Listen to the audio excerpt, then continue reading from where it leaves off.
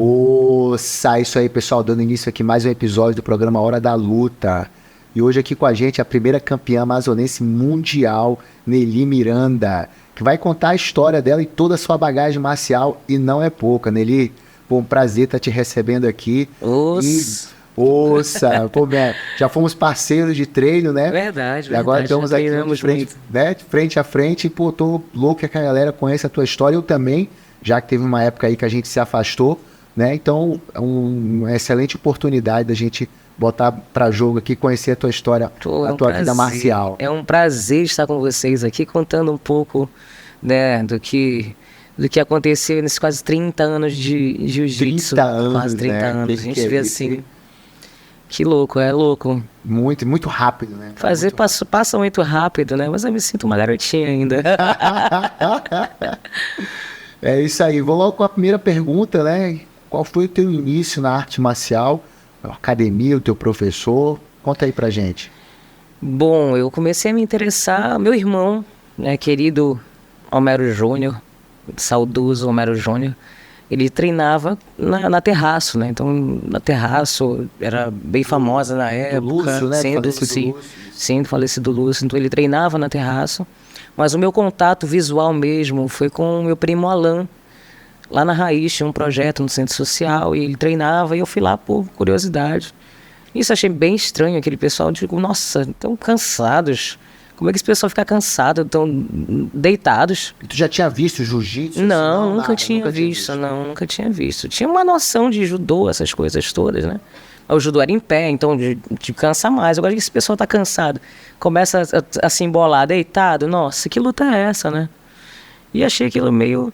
Mas era a época da malhação, então começou aquela popularização do jiu-jitsu. Eu digo, nossa, deixa eu experimentar. Aí surgiu a oportunidade eu sempre gostei de praticar esportes. Amava vôlei, tênis de mesa, eu gostava muito de praticar esporte. E eu estudava no CACRE, ali na Desembargador João Machado, né? O Cristo Redentor. E começaram a querer, abriram as portas da nossa escola para os jogos estudantis. E eu tinha muita vontade de participar dos jogos estudantis. A competição sempre chamou a tua atenção? Sempre. Eu sempre fui muito competitiva, sempre gostei muito de competir. Então, aí surgiu a oportunidade, vamos nos inscrever. E tinha um grupo de amigas, a Mônia Alencar, irmã do Frank Bergson, disse, a gente pode se inscrever no judô, meu irmão ensina a gente judô e a gente se inscreve para participar. E não tinha essa pretensão, era querer participar dos jogos estudantis. Entendi. Tem competição de judô, que a gente não precisa formar equipe e tal, é individual.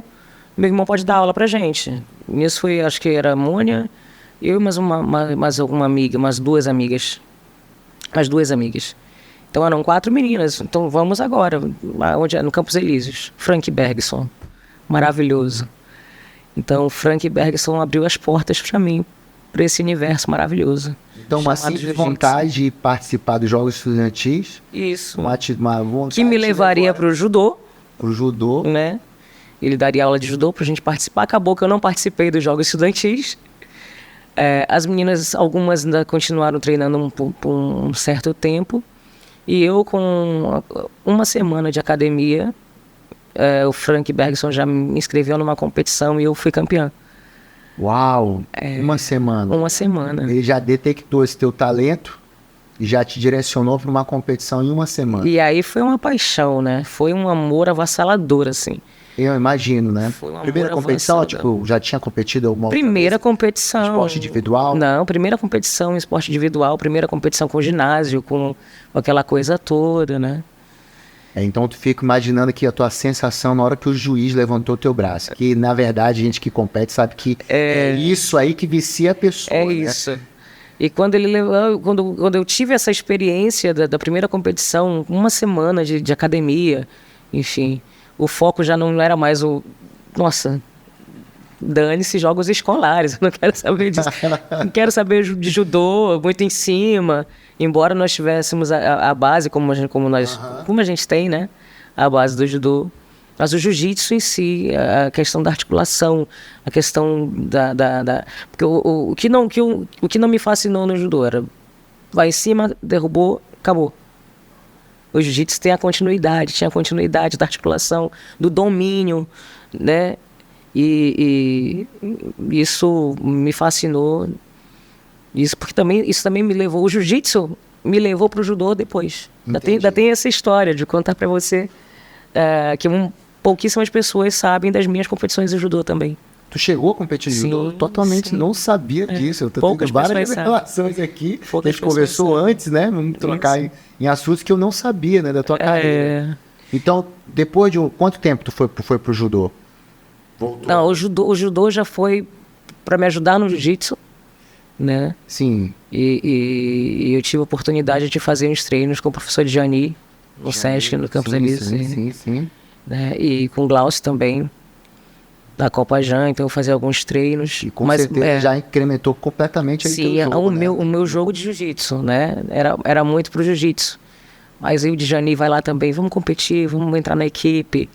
E o difícil era quando eu dava a queda, que eu conseguia a pontuação e queria continuar. Entendi. Porque o link do jiu-jitsu era muito mais forte, né?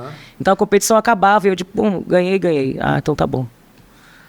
Aí também vai no chão tem que ser muito objetivo, né? Tem que partir logo ali pra finalização, né? Exato. Pra desenrolar ali. Mas agora voltando pro jiu-jitsu, tu fez essa competição, a primeira competição, campeã. E aí, no outro dia, segunda-feira, academia, como é que foi se desenrolando isso aí? Cara, eu sempre fui muito tranquila em relação a isso, assim. Eu não tenho essa não sobe a cabeça, nada do tipo. Entendi. Era uma briga muito interna, muito minha, muito comigo. Que bom, que legal, é um trabalho que está começando, então eu tenho que alcançar voos maiores. Foi quando o Frank Bergson, como aluno, né, na época, professor, ele tinha a academia dele, aluno da HBJ, do Humberto, passamos a treinar com o Humberto. Humberto que esteve aqui com a gente, né? Sim. Uns episódios atrás, e figuraça, gostei muito de entrevistar ele também. Sim, Humberto, então passei a treinar na HBJ. E ali realmente a gente começou a ter, eu comecei realmente a ter a noção de treino profissional, de impacto. Mais gente no tatame, né? Muita gente, então muitos campeões, então você já olhava assim, olha, pô, isso aqui não é, né, não é fácil não, então aqui e passou a ter aquele, eu comecei a ter o início da responsabilidade da minha luta. Entendi. Passei a ter noção, né, da responsabilidade e da grandeza do jiu-jitsu, assim, em termos de alcançar voos maiores, né. Então foi...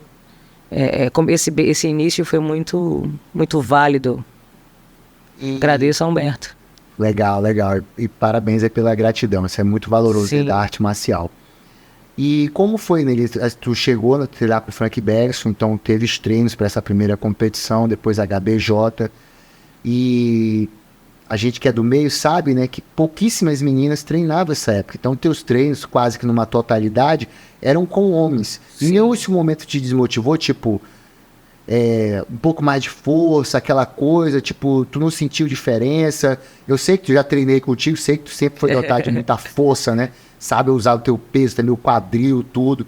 Mas no começo também era assim? Tu já se igualava nas forças com os meninos ou não? Sim, o nosso começo, nossa, pra quem tá começando agora... Porque tem uma realidade totalmente diferente hoje, né? Totalmente diferente. Estamos falando aí de 94, 95. Nessa época aí. Então, assim, é bem diferente. Nós não tínhamos... nós tínhamos as paquetas, pra quem não sabe, era... As fachadas, tinham uns pedaços de borracha. Sim. Você saiu da linha, então não tinha conselho tutelar nessa época. Não. Era questão de respeito à base do castigo. Na dor, né? Na dor mesmo, né? Sim, então tinha essa situação. Muito corredor, né, cara? Muito corredor. Chegou atrasado corredor, chegou 1000 abdominais. Ninguém falava em 100, ninguém falava em 50. Era 1000 abdominais, 1000 flexões. E a gente tá aí. Ninguém morreu, né? Ninguém morreu por conta disso. Então não tinha papai, não tinha mamãe. A trocação da sexta-feira ninguém saía, então eu ia pra trocação com os meninos. Caramba, né? Sim. Que doideira. Se tinha uma ou duas meninas assim, mas você verifica que é pro crescimento do atleta. Sim, né? sim. Eu acredito que se tivesse como hoje, se fosse uma coisa mais rentável, eu estaria no MMA, com certeza. Não, sem dúvida. Com certeza eu estaria no MMA. Então a trocação, a gente tinha o dia da trocação na sexta-feira, era de mão aberta e da porrada comia. E não tinha essa de mulher, não tinha essa de homem, até porque os meninos até chegavam a certo ponto. Na HBJ não tinha isso. E acredito que nas academias que eu conhecia de antigamente não tinha essa. Um garoto da minha idade pegar uma tapa na cara, ele não vai me respeitar. Não, porque é mulher. Não, vou pegar uma segura uma tapa na cara, ele vai revidar e vamos trabalhar. E trabalhava com isso. Isso me fortaleceu muito. Assim, contextualizar, porque com certeza essa hora muitas pessoas não estão entendendo. Exatamente. Na sexta-feira existia nas academias antigas os famosos soltinho, que era um treino de vale tudo, né? MMA na época, no dia de hoje, né? Então, geralmente ele era praticado na sexta-feira, que preparava o praticante para situações aí reais que ele pudesse ter na rua, né? O confronto físico. Então, coisa que não existe mais hoje, né? O jiu-jitsu hoje é voltado quase que 100%, né? Para competição. Exato. Inclusive o Alexandre esteve aqui com a gente, o Xande falou que na academia dele ele tentou colocar o solto e esvaziou a academia dele. Literalmente, ele falou, não dá para colocar, a galera não quer. É muito louco isso. Então, então isso hoje, as academias elas fazem academias voltadas ou treinos voltados para MMA, quem quer seguir MMA. Sim, exatamente. É. E tu vivenciou essa época, Eu vivenciei essa época da trocação, do soltinho. Eu vivenciei isso. E ainda tinha mais. Era uma, como é que eu posso dizer? Uma expectativa era uma simulação de luta de rua mesmo. Então, encostar a costa no chão, já dizia, ralou no asfalto. Encostou o joelho no chão, ralou o joelho. Já ralou o joelho. Então era a trocação em cima, pegava, acabou, e virou as costas, estrangulou e pronto. Sem aquela situação de você ralar o joelho no asfalto. Eu tinha isso na cabeça o tempo todo. Então, olha o asfalto. Entendi. É louco. Eu sou feliz de ter passado por essa experiência. Legal a gente estar falando sobre isso, porque bota aí para todo mundo escutar e entender, né? Os dias de como eram lá antigamente, né? Que não tinha essa de mulher. Todo mundo participava. Quem estava na academia participava. E assim, os treinos intensos, a parte física. E eu vou dizer que eu sinto falta, assim. Eu sinto falta de ver uma garotada com a calça de kimono correndo, sabe? Como fazem os praticantes hoje do CrossFit, por exemplo. Ela vai pra rua, vai junto e tal. Eu vi isso um dia desse lá perto da academia, eu lembrei muito disso, do como era, né? Só que a galera correndo de calça de kimono. Calça de kimono, fazendo carga e a gente verifica que tinha uma preparação física fenomenal. E essa parte da corrida, ladeira, quando você vai ver aqui em Manaus, né? O Humberto, tudo é a escola do mestre Oswaldo. Tudo é a escola essa do parte aí, dessa parte física, era muito forte no mestre Oswaldo, né? Sim. E ela foi se ramificando aqui em Manaus. Saudoso mestre Oswaldo. Saudoso mestre Oswaldo. Bem, a HBJ chegou a competir muitas vezes pela HBJ, como é que foi essa parte? Eu competi algumas vezes pela HBJ, né? Aí, na época, eu tinha um namorado que treinava junto comigo lá, ele acabou saindo da HBJ, e foi assim que a gente conheceu a equipe Loki. Que é o Luiz Neto. Para quem não sabe, existiu a equipe Loki, que era uma academia do Luiz Neto, o Marsalum, Cristiano Ribeiro e Kleber Gadelha. Então nós fazíamos parte do Parque 10 e ele passou a frequentar, eu fui com ele.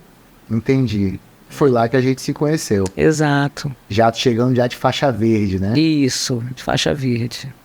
E aí nessa época começaram os treinos também com desses aí, me diz, qual tu gostava mais de treinar? Nossa, os 4 são fantásticos. Eu adorava treinar com o Omar, porque ele era o mesmo peso que eu, né? Então desenvolvia muito ali o treino, e, pô, aprendia muito com ele, cara. Os 4 são fantásticos. Até falei pra você, não sei em que momento a gente... E assim, acho que o meu jogo se identificou muito com o mestre Omar, né? E ele se identificou muito comigo. Então eu queria muito trabalhar as mesmas coisas que ele trabalhava. E Balão. Nossa, é fantástico. Então me orgulhava muito de treinar, sabe, treinar com ele. Pô, campeão, o cara não perdia nunca. Eu não vi o Omar perdendo ainda. Sim, é incrível. Não consegui presenciar uma luta do Omar perdendo, assim, e só lutando bem. Então, eu tinha muito orgulho, assim.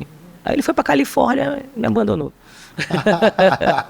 Diga-se de passagem, está muito bem, mantenha um contato com ele. Nossa. Ele se mantém competindo, o histórico dele é coisa assim assustadora. Ele tem tudo documentado, entendeu? As vitórias, os números de luta. É muito... Espero que um dia ele venha aqui com a gente. É. Então, tu na faixa verde aí começou... Como é que foi tuas competições aqui nessa época aqui a nível municipal? Como é que foi? Era fácil competir? Tinha as meninas? Conta pra gente, como é que era essa realidade, essa época? Eu sempre fui muito, eu falei, competitiva. Então, rata de competição. Tinha um interno, oi meu amor. É que minha filha tá aqui, gente. Minha filha tá aqui, tá comendo ali. Depois eu apresento pra vocês. Então, assim, eu sempre fui muito rata de competição. Uma coisa que eu sinto falta aqui também, por exemplo, as academias de antigamente, elas faziam muito interno. Muitas lutas internas. Então, justamente para preparar para uma competição maior, né? Para preparar para um amazonense. Nós não tínhamos as oportunidades que temos hoje. Hoje tem pan-americano, hoje tem sul-americano, hoje tem competições no mundo inteiro. Antigamente a gente só tinha amazonense, né? E esperava... o Oswaldo, amazonense... Só. Eram as duas competições. As duas competições. O Norte e Nordeste também. É verdade. E o Norte e Nordeste. Então a gente só tinha essas competições. Então eu me inscrevi em tudo que era competição. Interno, não sei da onde, posso participar? Pode, então vai. Chegou um momento que eu não tinha mais competidoras. E isso acabou desmotivando, mas eu parei de contar no meu 8º amazonense. Uau, que legal. Porque eu não tenho muita certeza, assim. E nesse momento, né, tipo, nem sei se é viável, se isso é possível, mas veio agora na minha cabeça. Pensou em ir para a categoria masculino, competir no masculino, ou nenhum momento isso passou na tua cabeça? Meus mestres... Nunca ventilaram essa possibilidade. O caso Omar nunca ventilou essa possibilidade. E ele também muito disciplinado, então a gente não entrava nessa esfera, nessa polêmica. Ia ser uma coisa bem diferente. Com certeza... tu ia ter bem bons resultados também, não tenho dúvida. Porque acontece... nós vivemos uma época... Desde quando eu vejo isso hoje nos Estados Unidos, as garotas, principalmente de 14, 15 anos, competindo com os meninos, né? Mas estamos falando de uma época que os meninos não iam aceitar. É verdade. Então, estamos falando de uma época em que o preconceito era muito maçante. A questão do machismo ele era muito mais evidente. Como tu lidava com isso dentro da academia? Porque eu sei que naturalmente tu ficava ali numa situação meio que por cima disso por causa dos treinos, né, cara? Sim, as pessoas tu não aliviava nos treinos, né? Então o pessoal te respeitava muito, mas assim, como é que tu lidava? Porque, tem 30 homens, tem uma mulher, 20 homens, ou uma ou duas mulheres, esse era a média de uma academia de jiu-jitsu nessa época, né? Sim, o preconceito, o início sempre foi muito, muito ruim. Minha mãe não gostava. Teve essa dificuldade. Tive essa dificuldade. Meu pai, meus irmãos, eu sou filha única de parte de mãe, né? Então os meus irmãos são parte de pai. Então quem me incentivou, quem comprou meu primeiro kimono, foi meu pai. Entendi. Então eu pedi no meu pai, minha mãe não gostava. Isso é coisa de menino, isso é coisa de homem, você vai ficar... masculinizada, vai ficar muito forte, isso não é bom pra você, o que vão falar? E a gente eu tenho certeza que muitas das mulheres passaram por isso. Sim. Né? E muitas até pararam, né? Pararam em razão disso. Então, realmente era uma cabeça muito fechada. Nós estamos falando de uma época que realmente a coisa não era tão simples assim. E que com o passar do tempo, com os meus treinos, com a seriedade que eu levava os meus treinos, a seriedade que o Omar, né? E já estamos falando de uma época que eu vejo o Omar como realmente uma grande ponte de ascensão para atleta. Para Nelly competidora. Para Nelly competidora, para Nelly atleta, para Nelly respeitada. Entendi. Né? Porque o início do jiu-jitsu ele era muito assim. Eu vi uma entrevista passada com as meninas e eu concordo plenamente. Tinha essa questão de, você treinava, mas quem treinava jiu-jitsu era respeitado. Na rua. Sim. Se você treinava jiu-jitsu, poderia até não ser nada, ser faixa branca, mas tu tinha a camisa da competição. Isso. Que isso. Sim, um dos motivos para eu me inscrever em muitos campeonatos era ter a camisa da competição. Ter a camisa, Competidor atrás, nossa, isso... Sim. Você desceu a central ali, desceu a Juricaba com essa camisa, você... Já te notava um certo respeito. Já, nossa, ir pro shopping com o kimono amarrado... Nossa, isso era o ápice. Era com garota, então, bom, né? Sim. Era uma garota. Uma garota, graduada, olha aí. Graduada. E as pessoas não entendiam muito. Mas era a época da malhação, do jiu-jitsu, do respeito das academias, as competições entre as academias. Lá no México com ela, e eu sempre gostei muito de mandar. Na escola era isso. Eu sempre gostei muito de mandar. Então eu não precisava fazer muita coisa. Treina jiu-jitsu. Entendeu? Você podia estar começando, mas não treina jiu-jitsu. Mas com ela não. Era mais ou menos, era para impor respeito. Sempre mesmo. soube usar essa parte aí também. Sim, sem precisar mover muita palha, né? Então ela treina jiu-jitsu. Tanto que nas minhas competições, por exemplo, eu não sabia muito de judô quando eu comecei. Eu não sabia muito de judô.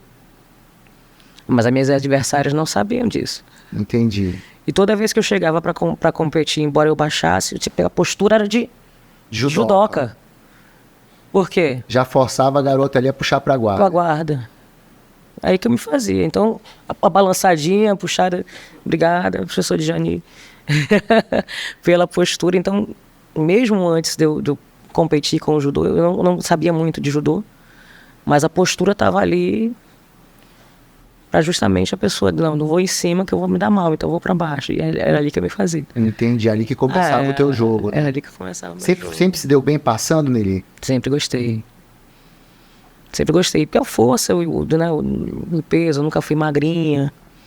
Eu sempre gostei de que é um contraponto, né, com o meu professor. Porque sim, já aí, em algum momento aí que tu fez essa transição, porque o praticante, né, de jiu-jitsu, nessa época aí eu tava muito passador, agora nessa época eu já tava fazendo mais uma meia guarda, houve essa fase na Nelly ou não? Sempre uma Nelly passadora? Eu sou passadora, mas, vendo o Omar, não tem quem não se apaixone por um balão, né? Sim, sim. Querer fazer igual e tal. Então, eu tentava fazer o jogo dele também. Porque são as deficiências, né? Como eu gostava muito de passar, eu buscava trabalhar as minhas deficiências, que era a questão de raspagem, a questão, né, dos próprios balões. Então, aí eu buscava e ficava alternando entre a guarda e passar a guarda e ser guardeiro. Entendi. Nelly, e nessa época tua de competidora, como é que tu dividia o teu tempo? Tu tinha por exemplo, a Esté teve uma regalia, né, que o pai dela dava todas as condições para ela treinar. Existiu isso na tua vida também? Ou tu tinha que dividir trabalho, colégio, tinha um pouco tempo para treinar? O teu dia era dedicado ao treino? Como é que funcionava? Esse meu período... Esse período com o Omar, que teve lá nessa parte aí na... Bom, comecei com 12 anos de idade. Com o Omarzinho, acho que eu passei a treinar com ele com 14, 15 anos, né, com os meninos, com a equipe dos meninos, 14, 15 anos. E nesse período eu estava na escola. Então, eu saía da escola, eu estudava de manhã, saía da escola à tarde, almoçava em casa, ia pra academia à tarde, ficava até a noite. E o treino que tivesse, eu tava ali. Então a minha rotina era essa. Escola de manhã, à tarde e à noite era academia. Tarde e à noite, né? À tarde e à noite. E assim, eu morava no Juruá, na época eu saí do Juruá um tempo, que é próximo ao Juricaba. E é super contramão, porque assim, ou era no Parque 10, ou era na Cidade Nova. Na Cidade Nova, nessa época Então, que o Omar foi pra lá, né? Exato. Então eu tinha que subir, eu dava uma pernada do Juricaba, do Juruá até para pegar o interbairro para poder ou ir pro Parque 10 ou pra Cidade Nova. Então era... hoje eu faço uma análise, é louco isso.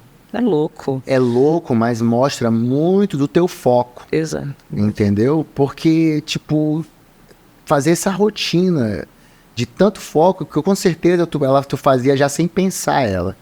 Né? O horário, para não chegar na atrasada, para chegar a tempo no treino. E, assim, a volta para casa. E como eu não trabalhava, né? Agradeço muito, sou muito grato. Eu acho que o ser humano, a gratidão do ser humano, ela reflete justamente na sua história. Sim, e aproveitar o espaço aqui para dizer a todos os meus mestres o quanto sou grata. Eu não tinha condições de pagar academia. Jiu-jitsu, mesmo na nossa época, era o esporte de elite. Hoje ele continua um pouquinho, temos projetos sociais e tal, mas ele é um kimono é caro. Não é barato. E eu não tinha essas condições. Né? Então, às vezes eu conseguia pagar academia, às vezes eu não conseguia. O mestre Omar não me cobrava, né? E eu sou muito grato por isso. Nas minhas competições, eu acho que não é da tua época. Eu sou mais velho que você. Talvez não. A galera do Japim vai lembrar. O seu Dedeu. Uma pessoa que eu sou muito grato. O seu Dedeu, salvo engano, o CC Ulisses esteve aqui e mencionou ele. Nossa, que sério? Ajudou, dava o kimono pro Fredson, pagava as inscrições dele, não só dele, como de várias pessoas. Então te ajudou também. Seu Dedeu é um... Fala um pouco dele pra gente, porque a segunda pessoa que tá passando aqui, esse personagem tem que ser valorizado. Não, eu quero ter condições um dia de fazer uma Copa Dedeu, sabe? Uma Copa Dedeu de Jiu-Jitsu em gratidão ao que ele fez ao esporte. Acho que essa galera da antiga tem que se juntar pra gente fazer uma homenagem legal pra ele. Por que tu acha que ele ajudava todas essas pessoas? Os filhos dele lutavam. Ah, entendi. Né? Os filhos dele lutavam, ele tinha uma condiçãozinha melhor. Mas assim, comigo eu acho muito... eu não consigo lembrar de um link exato. Porque assim, ele era muito ligado com o pessoal do Japim. Sim, eu já dizia, mas o que tem a ver? Porque são lugares totalmente... Então, assim, quem não tinha condições... Então, acho que alguém chegou comigo, eu fui bater na casa dele, levei umas fotos minhas das competições, umas medalhas. E, poxa, eu não tenho condições de pagar uma competição. Desde esse dia, ele passou a pagar as minhas competições. Cara, que legal, cara. Você é um anjo, E passou um tempo, e eu não tinha campeonato mundial, eu não tinha... tinha os amazonenses, enfim, mas não tinha um destaque a ponto de dizer, pô, preciso ajudar. Não tinha esse destaque todo, até porque a mulher não tinha destaque. Eu acho que ele pode ter visto isso. Pô, eu não ajudo nenhuma menina, né? Tá na hora de ajudar a mulher. Não tinha um destaque, mesmo na luta aqui. A gente mendigava espaço de verdade. Sim, sentia isso. Sim, a gente mendigava espaço. As nossas lutas, a hora das nossas lutas, vai começar. Que horas vai começar a nossa luta? Então, peraí.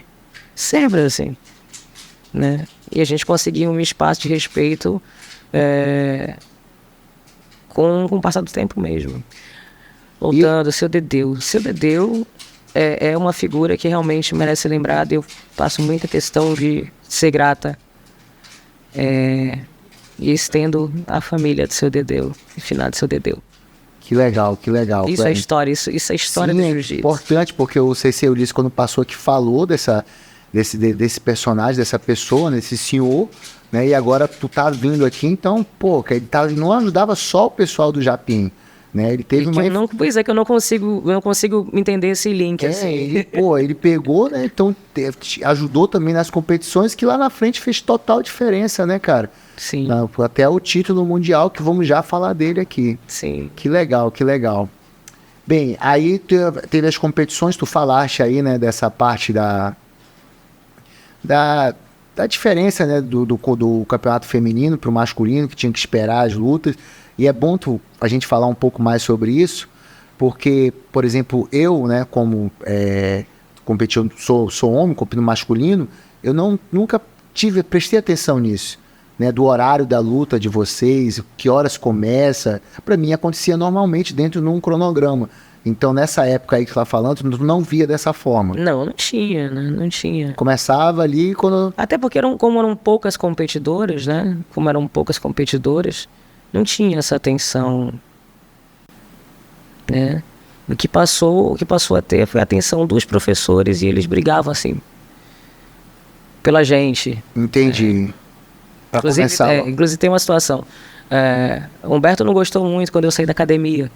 Sim, que é uma outra época, né? Outra época. A saída da academia é um negócio sempre complicado nessa época. Né? Mas eu sou como eu costumo falar, eu sou uma pessoa que eu respeito a questão da hierarquia.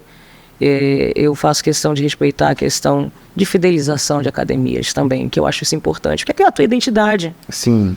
Né? É a tua identidade. Você está levando sua academia, você está levando a identidade do que te representa, né? Como meu namorado teve um problema com o Berto e tal, não sei o quê, segui com ele, que até mesmo não tinha aquela questão da competidora. Estava começando. Estava começando e eu não tinha essa visão. E nem tinha digamos, essa expectativa em cima de mim. Né? Era uma lutadora, era alguém que lutava, alguém que treinava. E não tinha essa expectativa gerada. E... aconteceu que quando foi numa competição, aquela questão acalorada dos professores e tal, agradeço, Luiz Neto, obrigada, e tinha as regras na competição. Porque ela é afiliada, ela era minha, ela era afiliada a mim, ela não vai competir aqui. Sim, tinha um período, né? Quando você saía de uma academia, tinha um período que você não podia competir, é isso? Não, você tinha carteirinha, eu tirava a carteirinha. Na época eu não me recordo que eu tinha tirado a carteirinha ainda. Aham. Só que pagava uma multa. Sim, exatamente. Se o atleta quisesse competir, ele tem que pagar uma multa. Não, o Luiz Neto sabia que eu não tinha dinheiro. Uma criança, que é 14 anos, 15 anos, 14 anos. Não trabalhava, só estudava, não tinha dinheiro. Aham. E eu vendo a discussão de longe, aquilo... Não, porque ela não vai, porque ela vai, porque ela não vai, o que é? Não, porque tem que pagar a multa. O Luiz Neto pegou um cheque. E na época, a multa de um salário mínimo. Sim. Tá aqui. Ela vai lutar. Que legal, hein, cara? Ali eu senti o peso da responsabilidade crescer mais ainda, né? E tu tava de longe vendo a situação? Tava de longe vendo a situação. E eu vi quando ele assinou o cheque. Entendi. E aí ali eu me senti valorizado. Ali começou uma responsabilidade de ainda mais de vestir a camisa de ele tá acreditando em mim de verdade. Eu estou me desacreditando e os meus professores estão acreditando no meu potencial. E não tinha nada profissionalizando, não era profissão. Sim. A arte, o jiu-jitsu, ele não era uma profissão pra gente, ele não era visto principalmente pra mulher. Não tinha premiação em dinheiro, não tinha nada, a gente gastava muito mais do que qualquer coisa. Com certeza. E no teu caso, com o transporte, uma série de coisas. E ali eu senti o impacto. Ali foi um divisor de águas, viu, Luiz Neto? Você não sabia disso, mas ali foi um divisor de águas para a intensificação do meu treino, para saber que ali eu precisava me doar de verdade, né? Foi maluco. Pô, com certeza, que história legal, né? Me emociona por isso. Não, é para emocionar mesmo, né? E eu lembro dessa multa aí que tu falaste, eu não lembrava o valor. Era um salário mínimo. Era só isso, somente o salário mínimo, né? Que legal, que legal. Que eu não sei nem se tinha em algum regulamento, ou eles... porque era uma discussão acalorada ali. Eu acho que essa regra foi criada justamente para frear essa troca de academias, né? E o atleta também, eu acho que se ele não pagasse a multa, eu acho que ele ficava, acho que 1 ano sem poder competir. Salvo, posso estar errado. Mas o Humberto, quando esteve aqui, ele até comentou sobre esse sistema que foi colocado na época que ele era o presidente, né? Hoje não existe mais, né? Posso estar errado, mas essa multa e também o travamento do atleta competir não existe mais, né? Mas é importante até falar para a galera que está chegando agora entender. Não era tão simples assim sair. Não era simples, não era simples. Fora que era o termo também, né? Que também quase não vejo o creonte, né? O creonte. Você ficava ali como creonte. Que não Nossa, eu pensei nisso hoje. Graças a Deus, os meus amigos todos, hoje a gente se encontra, são todos meus amigos. Eu tenho o prazer de trazer essas amizades comigo, né? Hoje a gente conversa abertamente sobre essas coisas, né? A gente se encontra e fica o respeito, que é isso que é importante. O respeito e a gratidão, que eu sou muito grato a todos. Sim, com certeza. Nelly, deixa eu te perguntar uma coisa que não sei se tu já se tocaste disso, mas quando tu chegaste no Luiz Neto, lá de faixa verde, depois de um tempo também não via dessa forma, eu interpretava de uma outra forma, tipo assim, não, uma mulher que treina duro. Mas, na verdade, analisando assim, não é só isso. Tu chegou um momento de perceber, tem uma espécie de uma áurea dentro do treinamento, não sei se é a forma como tu lida, que eu não sei se ainda faz isso hoje, a cada rola tem uma coisa muito aguerrida, né? Tu não é fácil ganhar de ti no treino, não era fácil, né, treinar contigo, né? Então sempre era uma guerra, literalmente uma guerra. Então, a sequência desse, 1 semana, 1 mês, 2 meses, pô, já a academia toda te conhece, né? Então, tu sempre foi assim, sempre notou essa aura que tem em volta de ti, essa coisa marcial no teu treinamento, na tua chegada, no respeito que as pessoas têm por ti na academia. Por exemplo, eu esquecia completamente que tu era mulher, entendeu? Completamente. Então, eu já tava atenção, quando tinha a rodada ali, pô, mais 2 rola, vai chegar, ela vai pular aqui, vai casar aqui. Então, eu já sei que daqui a pouco pau vai comer. E era essa a intenção, e era justamente essa a intenção. Você pode perguntar de qualquer lutadora. Não tem coisa que ofenda mais do que dizer, vai com ela, que ela é mulher. Entendeu? Não tem coisa que traz um samurai pra gente, que eu acho até... Não façam isso, meninos, que traz um samurai, desperta um samurai. Importante isso. Ou então descansa, vai ali com ela. Tá cansado? Vai ali com ela. Então isso despertava em mim realmente... Uma ira, né? Uma ira, porra, vai descansar comigo. Aqui não, meu irmão. Não, aqui não, vai descansar comigo. Então, assim, pode perguntar, qualquer mulher, não tem... Fica a dica aí, né? Fica a dica, não façam isso, sabe? Não façam isso. Então, E tu sempre percebeu isso? Princípio, tu já ia pra academia, pô... Ou não, é uma coisa natural? É natural. Eu não consigo treinar leve. Vai leve. Eu não consigo treinar leve. Tanto que eu tenho uma dificuldade muito grande quando eu me machuco. Entendi. Né? Porque eu não consigo não dar o melhor de mim. Isso que não vai dizer que eu vou machucar o meu colega, nada disso. Eu busco o meu melhor. Eu busco o meu melhor sempre. É uma coisa da tua personalidade. É da minha personalidade. Eu busco o melhor sempre. Entendi. Agora vamos dar um pulo, né, para sair dessa etapa municipal, né, das competições. Já passou, você foi vencedora, muitos campeonatos por WO, começou as meninas não se inscreverem mais, começou a vir a tua vez de viajar. Então conta para mim a tua chegada no Rio de Janeiro, né, a primeira competição. A primeira competição já foi o Mundial no Rio de Janeiro? Já chegou para a primeira competição fora já foi no Mundial. Já foi o Mundial na faixa azul. Na faixa azul. Então, conta pra gente aí, vamos passar por esse momento. Tua chegada, os treinos eram onde? Na Gracie Tijuca? Na Gracie Humaitá. Na Gracie Humaitá. Então, na Gracie Humaitá, tua chegada... Com o Xande. Tua chegada na Gracie Humaitá, né? Essa atmosfera que existia lá, que outros convidados já passaram por aqui, a gente já conversou bastante sobre isso. Mas quando tu chegou na Gracie Humaitá, tu sabia exatamente onde tu estavas? Não, a gente tem que contar primeiro antes como eu cheguei no Mundial. Sim, bora. Como eu cheguei no Mundial, que tem uma história bem interessante. Aconteceu que eu fui convidada para fazer o primeiro Lutas Casadas do Amazonas. A primeira competição de lutas casadas do Amazonas. Então eram os melhores, os considerados melhores das categorias, fazendo um confronto direto. Entendi. Então eram mais de, salvo engano, 15 minutos. O tatame inteiro. Então eram 4 competição. Eram 4 tatames, né? Nürnberg Guerra, pra você ter uma ideia. 4 tatames. Eram os 4 tatames inteiros pra essa luta. Então tinham... as lutas casadas eram feitas atleta para atleta. E eu fui convidada para participar. E a premiação era a passagem para o Rio de Janeiro para o Mundial. A passagem para o Mundial. A passagem para o Mundial. E eu fui convidada a fazer esse treino, fazer essa competição contra a Esther Abençoe. Ah, então era valendo a passagem para o Mundial. Valendo a passagem para o Mundial. E nessa época eu já tinha essa questão dessa admiração pela Esther. A Esther é um ícone para todas as mulheres que precisam conhecer e respeitar a história da Esther. Sim. Né? Então a Esther veio da HBJ, então eu passei pela HBJ, já tinha esse histórico da Esther. Já conhecia ela na HBJ? Né? Não, eu não conhecia, eu não tinha cruzado com a Esther. Acho que ela devia ter parado alguma ela coisa. Foi um intervalo que ela parou, né? Parou. O período que eu estive por lá, ela não estava. Entendi. Né? Sabia de nome, sabia... Mas você já tinha escutado falar dela já? Casca grossa, a Esther é monstro.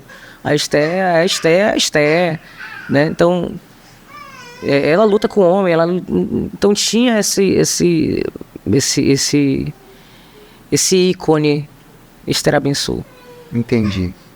Quando eu fui, e ela já era faixa marrom, e eu faixa azul. Pera aí, Nery, rapidinho. Vamos dar só um break aqui. Então, houve essa luta. Conta pra mim, tipo assim, olha, tu vai lutar, vai fazer a luta casada no Mundial contra a Esther. Como é que foi esse impacto aí? Fala, caraca. Contra a Esther. É agora, chegou a hora. Conta pra gente aí. Eu lembro que eu fiquei muito honrada, né? Que a Esther, pra mim, é referência do jiu-jitsu feminino. Fiquei muito honrada. Em nenhum momento a faixa dela te impressionou? Não. Vou dizer assim... Porque a faixa me impressionava muito quando eu era faixa azul. Tipo, porra, olha o cara já é marrom, bro. Preto, então... Eu vou te falar, tá aí a importância do nosso professor. Sim. A importância da escolha de um professor. Porque ele vai te tranquilizar, ele vai trazer a calmaria para você, ele vai te falar as palavras que você precisa ouvir para te dar a confiança. Eu era zebra, eu estava no lucro. Sim, com certeza. Eu não tinha aquela responsabilidade de ganhar da Esther. Eu não tinha mundial. Eu nunca tinha lutado fora. Então eu estava muito mais tranquila na minha cabeça e feliz. Nossa, eu vou lutar com a Esther. Eu vou lutar contra a Esther, contra aquela Esther que, putz, eu queria me espelhar, né? E depois a gente passou a fazer uma amizade e eu passei a admirar muito mais a Esther. Ela passou aqui pelo programa, com certeza você deve ter visto o episódio. Sim. Foram só elogios. Eu puxei até esse gancho da luta e ela não falou... E muitas pessoas falavam, tinha essa questão da rixa. Porque, né, ela quer te quebrar, porque ela vai te quebrar. E faziam uma rixa que não existia. Entendi. Né? Para que a gente realmente ficasse de mal, sabe? Para ter aquela... Dá aquela apimentada. Dá né? apimentada, mas muitas pessoas acreditavam muito nisso, que a gente era de mal. Entendi. Que as academias, porque tinha essa questão da academia. Antigamente você não precisava não gostar do cara, ou não gostar de ninguém. Era da academia adversária. Sim, já não tinha amizade. Já não tinha amizade. Sim, exatamente. Né? Então, assim, e para mim foi uma honra. E acabou que eu finalizei a Esther. E conquistei essa passagem e essa vaga para o Mundial. Ela falou que foi dentro da guarda a finalização. Como é que foi? Foi uma lapela. Foi uma lapela. Inesquecível essa lapela. Mas dentro da guarda. Dentro da guarda. Tu já pegou... Dentro da guarda, tu passou e já estrangulou ele por dentro da guarda. Sim. Não começou fora, né? Começou... Não. Ela puxou pra guarda, eu peguei o kimono dela por trás. Estrangulei. Dentro da guarda. Pô, deve ter pegado ela de surpresa, né? Sim, essa posição era nova. Na época ninguém usava lapela. Porque, tipo assim, você dentro da guarda, você tá protegido. Sim. Né? Foi isso que ela pensou. Você vai esticar o braço? Não, ela não vai ser louca de esticar o braço porque você não vai pegar. Uhum. Então eu estiquei o braço com o cotovelo porque eu estava muito bem armada já. Já tava com ela engatilhada, já tava com a posição engatilhada. Já tava. Quem te passou essa posição? Meu mestre, Omar Salum. Omar Salum, grande Omar. Trazendo as novidades. Era novidade usar lapela, ninguém usava lapela, nessa época. Sim. Então foi realmente um elemento surpresa. Com certeza, muita gente deve ter ficado sem entender no ginásio o que aconteceu, né? E aí a Nelly passagem para o Mundial. Nelly passagem para o Mundial. Não, agora só rápido antes da gente ir, acho que a Esther falou isso para mim, não sei se foi em off, que ela não tinha muita noção do que ela representava, e nesse dia ela viu tipo, que o ginásio veio abaixo, né? Quando tu ganhaste, todo mundo, ela falou, caramba, ela falou, pô, perdi. Então, e a Nelly aí depois, levantou o braço, porra, ali tu carimbou o teu nome, né? No jiu-jitsu amazonense, ali, pô, cheguei. Mas ainda assim não tinha essa... Porque não tinha esse glamour pra gente. Então, pra mim, não pesava tanto. Entendi. Entende? Porque não tinha esse glamour. Foi muito bom, foi maravilhoso, foi naquela hora. Ninguém esperava, né? Esperavam que, pô, uma faixa azul, uma marrom. Acho que ela tinha acabado de pegar marrom, se eu não me engano. Então, não tinha esse glamour todo, esse foco todo voltado, né? Mas tinha história. Vocês falam da luta quando vocês conversam? Ou não, esse episódio já, de vez em quando? Como é que é? Não, já passou. Mas vocês chegaram a falar sobre a luta quando se encontraram? Ou não, tipo... Vocês não tocam no assunto? Porque nós somos muito amigas, tem muita outra coisa. Eu sei que é amiga, eu sei, mas, tipo, o que representou a luta, o que aconteceu, pô, fiquei mal pra Cara, caralho. vou ser bem sincera, eu respeito muito a Esther. Não, eu sei, isso aí tá nítido. Todos que estavam aqui, eu respeito. Eu respeito muito a história da Esther. Então eu fico realmente sem graça de falar que eu ganhei dela, entendeu? Entendi. Tipo isso. Entendi. Então... Muito valoroso da sua parte. Então... Tinha quieto, Sim. Foi uma honra, muito bom. Que legal. Então, Nelly ganhou passagem mundial. Isso. Tinha o quê? Um mês? A passagem? Era um mês? Um mês. Então, eu imagino que nesse um mês os treinamentos começaram a ficar muito intensificados. Tu não estava indo para mais uma competição qualquer. Tua primeira competição mundial, ganhou uma passagem. Foi uma Disney. Uma Disney. Pô, falou tudo agora. Foi uma Disney. Primeiro que nós não tínhamos não tínhamos academias preparadas de fato. Eram casas, era um lugar alugado com um tatame pequeno. Lá eu conheci o universo. Era um prédio inteiro de um tatame gigantesco na Gracie Maitá e com Royal Gracie ministrando a aula. Um templo, né, cara? Foi tipo um templo de jiu-jitsu. Com Royal Gracie ministrando a aula. Então... E lá a gente passou a ter amizade. E a família Gracie, você já... Eu lembro que eu novinho, eu comprava as revistas, tudo que tinha Gracie, eu comprava. Isso. Não importa. Não, pra mim não importava qual era o Gracie. Era Gracie, né? Então, realmente, aí foi uma Disney. E quando tu chegou, tu visualizou outras meninas ou também não? Tipo, não tinha menina na Gracie Muay Thai? Eu lembro de algumas, mas não sei se eram os horários que tu ia. Sei que a Letícia, né? Eu treinava muito com a Letícia. Entendi. Eu treinava muito com a Letícia. Tinham outras meninas lá, mas porque esses treinos específicos para o Mundial. Mundial, né? Então, o mestre Royal, ele focava na galera da equipe dele, né? Quem ia lutar. Então, ele focava muito. E lá eu senti muita diferença, porque aqui não tinham tantas faixas pretas. Nós não tínhamos nem homens faixas pretas. Sim. Os tops eram marrons, né? Estavam ali na marrom, né? Roxa, lutando pra pegar roxo e marrom, verdade. Então nós não tínhamos muito faixas pretas. E eu senti o impacto de treinar com a grande maioria faixa preta. Faixa preta, e a gente estava aqui em off, né? Depois a gente vai até colocar a foto para contextualizar, né? Tu chegou numa época onde tinham assim medalhões da Gracie, não só da Gracie Muay Thai, como a história do jiu-jitsu ali. Renato Barreto, Saulo Ribeiro, Omar Salum. Cara, quem mais ali que tava na foto? O Xande de roxa. O Xande de roxa. Depois a gente vai colocar a foto no ar quando for. Enfim, pô, só ícones, os ícones, né, Cristiano Ribeiro. Cristiano Ribeiro, né, cara?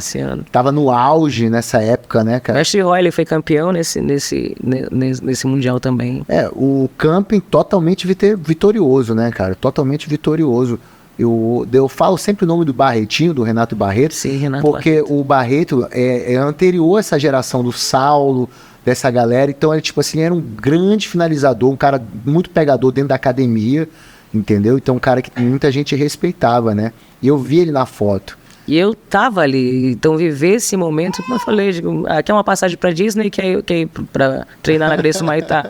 Pensaria 2 vezes. Sim, pô, cara. Tô ali treinando com ele, sabe? Então, era muito gratificante aquele momento pra mim. Foi muito, muito intenso. E na realidade que se repetiu com a vitória do Mundial em 99, se repetiu no ano seguinte. No ano seguinte. Agora, nessa parte aí tu chegou no Rio, o treinamento, fazia um treino por dia, como é que era o teu treinamento? Eu sei que na Gracie Maitá tu tinha que ir uma vez, e durante o dia, o que tu fazia? Corria ou só descansava? Mudou alguma coisa na tua rotina? Não, a gente corria na praia, né? Fazia mais corrida e descansava. Muita conversa, a gente, com os meninos. Inclusive, estávamos conversando em off aqui, porque era fantástico. Uma luta que durava 5 minutos, a gente conseguia falar o dia inteiro sobre essa luta. Sobre a mesma luta. Tipo, 4 horas seguidas falando de uma luta de 5 minutos. Então, e falando as posições e falando do que aconteceu. Era um sonho viver aquele Rio de Janeiro ali com aquela equipe, com aquele pessoal. Não, sabe? Com certeza, é um privilégio que tu tivesse, né? Sim. Estar treinando, fazer um camp com todos aqueles medalhões. Mas o melhor de tudo, eu vou te falar, é porque assim, o Royle optava pelos atletas dele lutarem pela Gracie Maitá. Uhum. Só que nós tínhamos aqui a equipe amazonense, que também disputava. Então, em termos de pontuação por equipes, né? Eu tinha que seguir o meu mestre. Sim. Mas quem fazia o amazonense, a maioria, na época, eram os alunos do mestre Oswaldo. Exatamente. Né? Acredito que nesse Mundial, todos foram para o mestre Oswaldo. Eu, Omar, Cristiano, e quem já treinava com o mestre Royle foi pro Royle. O restante da galera do Amazonas, de Manaus toda, foi pra academia do mestre Oswaldo, treinar com o mestre. Muita gente nessa época desse Mundial. Sim, muita gente foi treinar com o mestre Oswaldo. E eu ficava muito com eles também. Copacabana, imagina. Copacabana, toda hora se cruzando aquela galera ali, né? Porque eu estava hospedada no Leblon, então era mais próximo.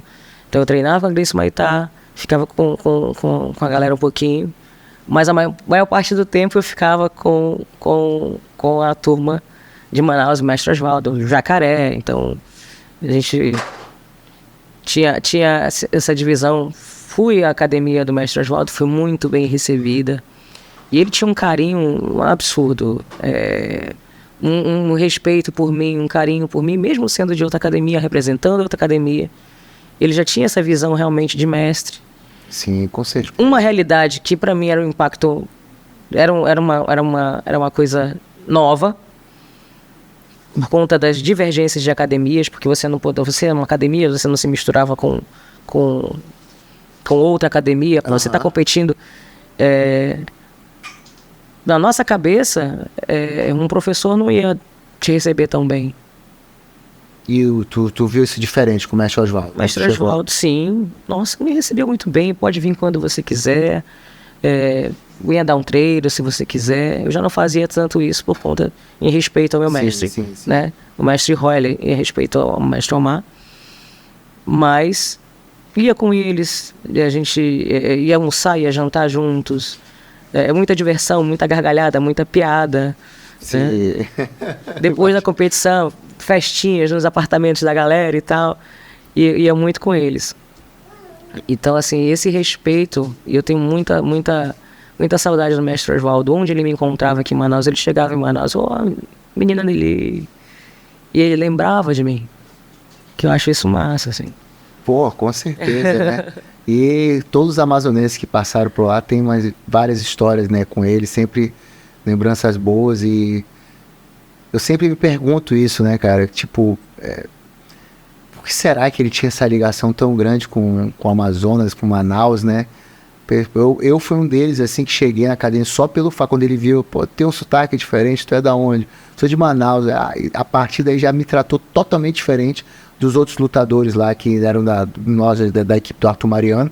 Eles eram do Rio e eu era de Manaus, ele percebeu e o tratamento foi outro com ele. Lá eu fiquei durante uns 3 anos. Sempre teve um carinho muito grande por essa terra.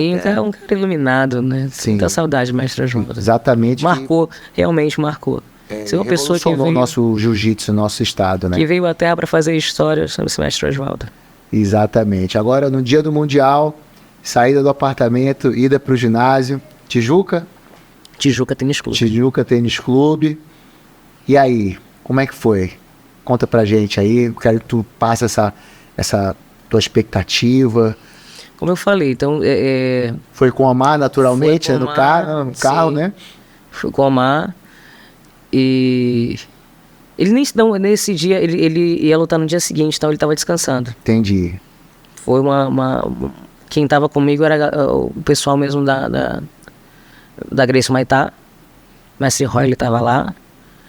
E eu não tinha, mais uma vez, eu não tinha essa pretensão toda. Eu tava ali chegando. Então não tinha essa responsabilidade, que era o peso, um peso que eu não precisava suportar. Fiz 5 lutas. Foram 5 lutas. Caraca, e totalmente novo pra ti. Muito, muito novo. Pô, pra quem ganhava aqui de WO, fazia uma luta, chegar e fazer 5 lutas. 5 lutas. 5 lutas. E a chave saiu um dia antes, né? Era, salvo engano. Não conhecia ninguém, não sabia quem era quem. Eu sei, mas tu já viu aquela quantidade de meninas inscritas? Não. Tu foi pro ginásio sabendo? Ou tu chegou só lá e viu? Sim, não. Tu foi pro ginásio sabendo a quantidade? A chave, a quantidade. Isso te surpreendeu muito? Falei, cara, olha a quantidade de meninas. Ou não? Não, porque como eu já estava lá, eu já vi um universo diferente. Entendi. Eu já fiz uma adaptação de um universo onde tinha mulheres treinando. Onde eu sabia que a chave que eu ia enfrentar. Então, a preparação psicológica do teu mestre, o apoio psicológico do teu coach, do teu sensei, é importantíssimo para te tranquilizar. Olha, não é um bicho, não é um monstro de 7 cabeças. Olha, você vai ter tal luta, e assim, faz desse jeito, melhora isso aqui. Então, isso te traz a confiança, isso me trouxe muita confiança. Uma expectativa. Com 17 anos, eu lutei um adulto onde eu ainda era infanto juvenil. E não tinha, né? Não tinha. Não tinha o campeonato. Não Só tinha. depois que veio surgir, né? O Mundial para o pessoal mais novo. Mais novo. Então, já tinha que lutar no adulto. Já tinha que lutar no adulto. Então, eu não tinha essa pretensão toda. E fui ganhando. Peraí. Não acelera não, vai. Primeira luta, passou, ok. Segunda, passou. E qual dessas lutas fala, peraí, eu posso sair daqui? Só na final. Só na final. Então tu foi passando 4 lutas ali e que, pô, foi chegando. Estão deixando eu chegar. Qual foi a luta mais difícil? Foi a final ou não? Teve uma semi muito dura? A final foi bem difícil. A final pra mim foi a mais complicada. Porque eu já estava Finalizou exausta. alguma? Como é que foi? As 3 primeiras. As 3 primeiras tu finalizaste? Sim. Aí eu já estava bem cansada, porque eu não tinha esse ritmo de competição. Senão 5 lutas, cara. 5 lutas. Não tinha esse ritmo de competição. Então, na última, foi um pouco mais difícil, porque a ansiedade já estava lá pico, né? Então, um cansaço. Geralmente eu tinha muito mais paciência. Então, eu me recordo muito bem que nessa última luta, eu puxei pra guarda. Ah, entendi. Eu puxei pra guarda porque eu já queria acabar aquilo. A ansiedade, já não estava com a paciência que eu precisaria ter para pegar um contragolpe, para entrar num contragolpe. Entendi. Né? Que era a minha... Então, dessas 4 lutas, tu chegou alguma para puxar pra guarda ou não? Não. Então, na final, tu puxou pra guarda. Isso aí deixava o Omar louco, né? Sim. Porra, que tu puxou, caramba! O que houve? Então, mas aí consegui reverter, consegui me consagrar campeão. Mas eu me recordo muito disso, de perder a paciência. Entendi. De O tá dia inteiro, né, lutando, também, né, cara? Tu passou um dia inteiro, ele tava 5 lutas. Fora sem comer, porque se eu ia comer ia passar mal, né? E tinha muito nessa época a coisa da galera da academia, da outra academia, tinha mesmo, gente, impressionante. Eu não sei se hoje ainda acontece isso, mas assim, pô, come isso aqui. Entendi. Come isso aqui. Tá sem comer, né? Ou tá sem comer, come aí. Com a intenção realmente de te deixar mal, te deixar com azia. Qualquer tipo de desconforto que possa pesar ali na hora, né? E tinha muito disso. Não, obrigado, eu quero não. Mas tinha, cara. Eu me lembro que nunca me ofereceram tanta comida como nesse Mundial. E na hora ali, no alambrado ali, quem é que tava gritando? Tu viu a galera? Como é que foi isso aí? Tava o Roy, a Letícia, a galera da academia. Porque muita gente ia lutar no dia seguinte. Então, os meninos precisavam descansar, a maioria. Sim. Mas o Roy, que lutou no dia seguinte, ele tava lá, marcando presença. Pô, e ele deve ter visto, chegou, passando 1, 2, 3, 4, pô, a menina vai ser campeã. Sim. Já viu as tuas lutas, tu crescendo dentro do torneio. Sim. Foi mágico. Agora, foi mágico. Que falta faz uma internet, um celular com filmadora pra registrar vários momentos disso aí, né? Eu tirei umas fotos no Mundial, me prestei pra um... Vou falar seu nome. Alexandre, não sei se é Alexandre. Ele tinha uma revista aqui, minhas fotos sumiram. Sumiram. Eu não tenho nada. Exato, mas é isso, cara, o nosso castigo dos momentos, tudo da nossa mente, cara, tudo da nossa mente. Tem poucos também, né? E tipo, agora tu imagina se tivesse um celular com câmera, as coisas que as pessoas iam pegar e todo o registro, como é hoje, né? Sim. Toda a situação, mas acho que tu pegou o final já dessa época aí, né? Peguei. Tipo, depois começaram aí mais os registros mais fáceis, as câmeras menores começaram, depois veio o celular com câmera, tudo, demorou um pouco mais, mas as câmeras menores... Mas nessa época não tinha. Não tinha, com certeza não tinha. Não tinha. Gente, como eu tô ficando velho. Que tem uma das coisas também que vira e mexe, eu escuto, pô, mas não tem nem registro, cadê? Eu não tenho filmadora. Gente, isso aqui é uma outra época, não é? E muito garota não entende isso, né? E depois eu tenho muitas coisas, assim. Quem deve ter a filha da tua luta, quem não tem, era um Paquetá. Não sei se você já ouviu falar, que ele patava em todos os campeonatos, né, fazia registro de tudo. Então, em algum lugar, ele deve ter colocado essa tua luta. Eu não sei. Oswaldo Paquetá. Não sei. Como eu tô te falando, realmente era muita dureza pra gente. Essa época. Era muita dureza pra gente. Então não tinha holofotes. Sim. Já era final de competição, não tinha mais quase ninguém no ginásio. Era assim que as coisas funcionavam. E eu tenho muito orgulho de hoje, as coisas mudaram bastante, né? As coisas mudaram bastante. E a gente começou lá atrás isso, né? E aí, 99. 99, Campeonato Mundial. Isso pesa, né? Pesa. Com certeza. Isso é uma medalha aqui que muita gente essa hora tá correndo atrás, mirando, investindo, né? Que hoje não é simples assim, faz um mega investimento, virou um negócio assim, cara, high level total pra você chegar nessa medalha aqui, né? Verdade. Não é pra qualquer um, não. E eu vejo o quanto pais de amigos, o investimento que são feitos preparador físico, preparador... Sim. Natação. Alimentação. É muito caro você ter acesso a uma boa alimentação, né? Não só no Brasil, quanto a gente aqui em Manaus também, se fazer ter acesso a uma boa alimentação, não sai barato. Então, tudo isso, como tu falaste, pesa muito hoje na vida do atleta. Mas eu não sei até que ponto isso não é chato. Eu deixo uma polêmica. Sim. Ele teve algum episódio assim marcante pra gente contar, que tipo, aquele que se destaca na tua vida, na tua carreira marcial? Tem uma história da minha mãe, né? Como eu falei no início, minha mãe não gostava, né, que eu fosse lutadora, né? E assim, teve um período que ela me proibiu. Você não vai lutar. Eu digo, já tinha pedido para ela, digo, já que a senhora não deixa eu participar das competições, não deixa eu treinar, eu posso pelo menos assistir? Vai ter o campeonato amazonense, né? E posso pelo menos assistir? Ela, tudo bem, vai assistir. Nessa, eu já inscrita, pego meu kimono, também jogo por cima do muro, meu kimono fica na rua, digo, bom, tchau, já vou, bem essa mãe, vou nessa. Peguei o kimono, fui pra competição. No dia seguinte, maravilhosa, isso no domingo, segunda-feira, almoçando, né?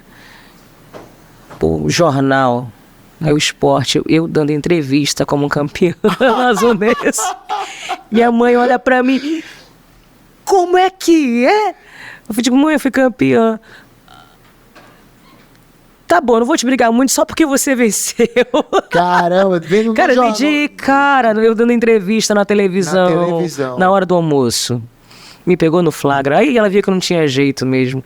Tá bom, agora vai treinar. Agora e o bom que foi campeã, né? Foi o que salvou, né? Senão eu acho que eu ia apanhar. Neli, aí tu, pô, campeã mundial, pódio.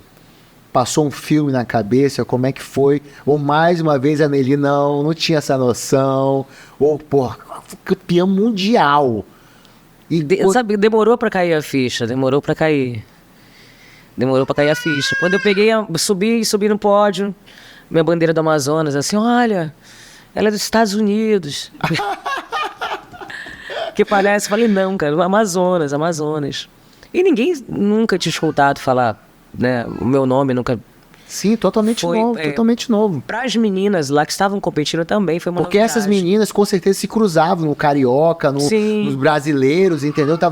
Chegou uma menina do nada, foi passando 1, 2, 3, 4, final, elas ficaram sem entender, acredito, ficaram sem entender. E depois, quem é essa menina? Eu lembro que nós conversamos depois, né, na subida do pódio e tal.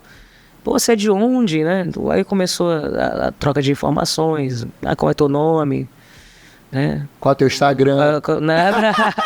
Pô, não tinha nem Orkut, né? Não existia nada. Não tinha nem Orkut. Então houve essa troca e as meninas ficaram curiosas, né? Com a tua chegada lá, chegou apavorando geral. Simplesmente. Sim, ficaram curiosas e eu achei bacana essa troca lá. Né? E essa expectativa que elas realmente não tinham a meu respeito. Acho que nem eu também tinha. Não tinha muito. Sabia que eu queria muito e lutei muito para isso. Sabia que eu tinha um objetivo e achei que quando passou a primeira luta, eu digo, bom, eu posso, né? Eu consigo. E foi acreditando que eu conquistei essa medalha no Mundial. Beleza. A primeira da região norte, né? A primeira da região. Então, vamos até corrigir aqui. Opa, importante. Não é a primeira campeã amazonense, é a primeira campeã da região norte. Primeira campeã mundial. Primeira campeã mundial da região norte, Nelly Miranda. Caramba, porra, cara, isso aí é um título muito exclusivo. Fico muito feliz fico muito honrada de receber de ter isso na minha bio. E nós aqui do Hora da Luta estamos mais honrados ainda, tá chamando você aqui agora, documentando a sua história, que é elite, é outro nível, outro patamar, né? É por isso que as meninas que passaram aqui anterior, você fala, não, Nelly, é um programa especial para ela. Elas são fofas, minhas amigas lindas. Nelly, campeã mundial. E aí, veio se aqui em off também a gente conversou, eu também não sabia, né? Na sequência, tu disputasse um outro mundial. E foi muito bem. Medalha de prata. E aí, o que houve? Como é que escapou esse ouro? Conta pra gente aí, pra gente entender essa segunda, na sequência, né? No ano 2000. Em 99 eu tinha 17 anos, né? Como eu fui sem pretensão alguma, embora eu tinha consciência do meu potencial. Faixa azul, né? Ainda infanto juvenil disputando um adulto. Na sequência, no pódio de 99, o meu mestre me graduou, né? O Omar me graduou. A faixa roxa. Que a faixa roxa tinha um peso muito grande nessa época. Muito grande. Ainda mais pro público feminino, né? Sim, então, só que com a ausência do número de competidoras, A disputa era roxa, marrom e preta. Então a roxa lutava com a preta. Olha só, né, cara? Eu lutava com a marrom. Que era o que eles podiam fazer. Então não tinha muitas chaves. Por exemplo, a categoria faixa roxa. Como hoje existe, né? A quantidade de mulheres. Aí a pretensão foi mais pra baixo ainda. Gente, pô, sou faixa roxa. Acabei de pegar a faixa roxa praticamente. A roxa. Né? Tô com experiência no Mundial, enfim, mas... Então eu tenho muito orgulho também desse segundo lugar. Pra mim é como primeiro, porque eu só lutei com faixa preta. Né? Eu só lutei com faixa preta. Então ali foram quatro competidoras, né? Foram quatro lutas. E eu consegui uma boa colocação, né? Embora escapou justamente pelo mesmo problema da minha era Tchola, eu lembro. Eu perdi pra Tchola, que também era um ícone da época, assim como a Leca. Era Tchola. E eu perdi pra ela justamente porque eu puxei pra guarda. A falta de paciência. Entendi. A falta de paciência. O que hoje seria da falta de paciência, que hoje é pontuado, hoje se você não busca muito, né? É falta, né? Então, era mais ou menos isso. Entendi. Houve uma precipitação, eu me recordo dessa precipitação. Por isso que escapou esse ouro. Foi essa, o motivo da derrota na tua visão, foi que tu puxou pra guarda e tu teria que manter a luta em pé. Eu teria que iniciar a luta em pé, manter a luta em pé pra buscar um deslize do adversário. Então, nesse Mundial, tu fizeste 4 lutas. 4 lutas. 4 lutas, todas com faixa preta. Todas com faixa preta. E tu de faixa roxa. E eu de faixa roxa. Agora, assim, tinha um outro diferencial também. Foi quando as minhas competições, né? Pararam as competições pra mim. Então, foi um ano que eu passei sem competir. Sem ter... O ritmo de competição. O ritmo de competição. Tu pegou o ritmo de competição durante a competição. Porque foi não isso tinha. Que aconteceu. Eu não tinha mais adversários aqui. Ninguém queria lutar comigo. E assim, passei a desmotivar, porque eu só poderia competir fora, né? O jiu-jitsu pra mim aqui em Manaus não tinha mais como é que posso dizer? Um estímulo. Você, garota fora. Aí, que tá acompanhando o programa, né? Como era diferente, hein? Mas realmente uma outra época, cara, já pensou? A minha vem do Mundial, conquista o Mundial e não tem mais com quem competir. Hoje, no cenário, é difícil visualizar isso, né? É verdade. E eu fico muito feliz por isso. Não, com o crescimento, né?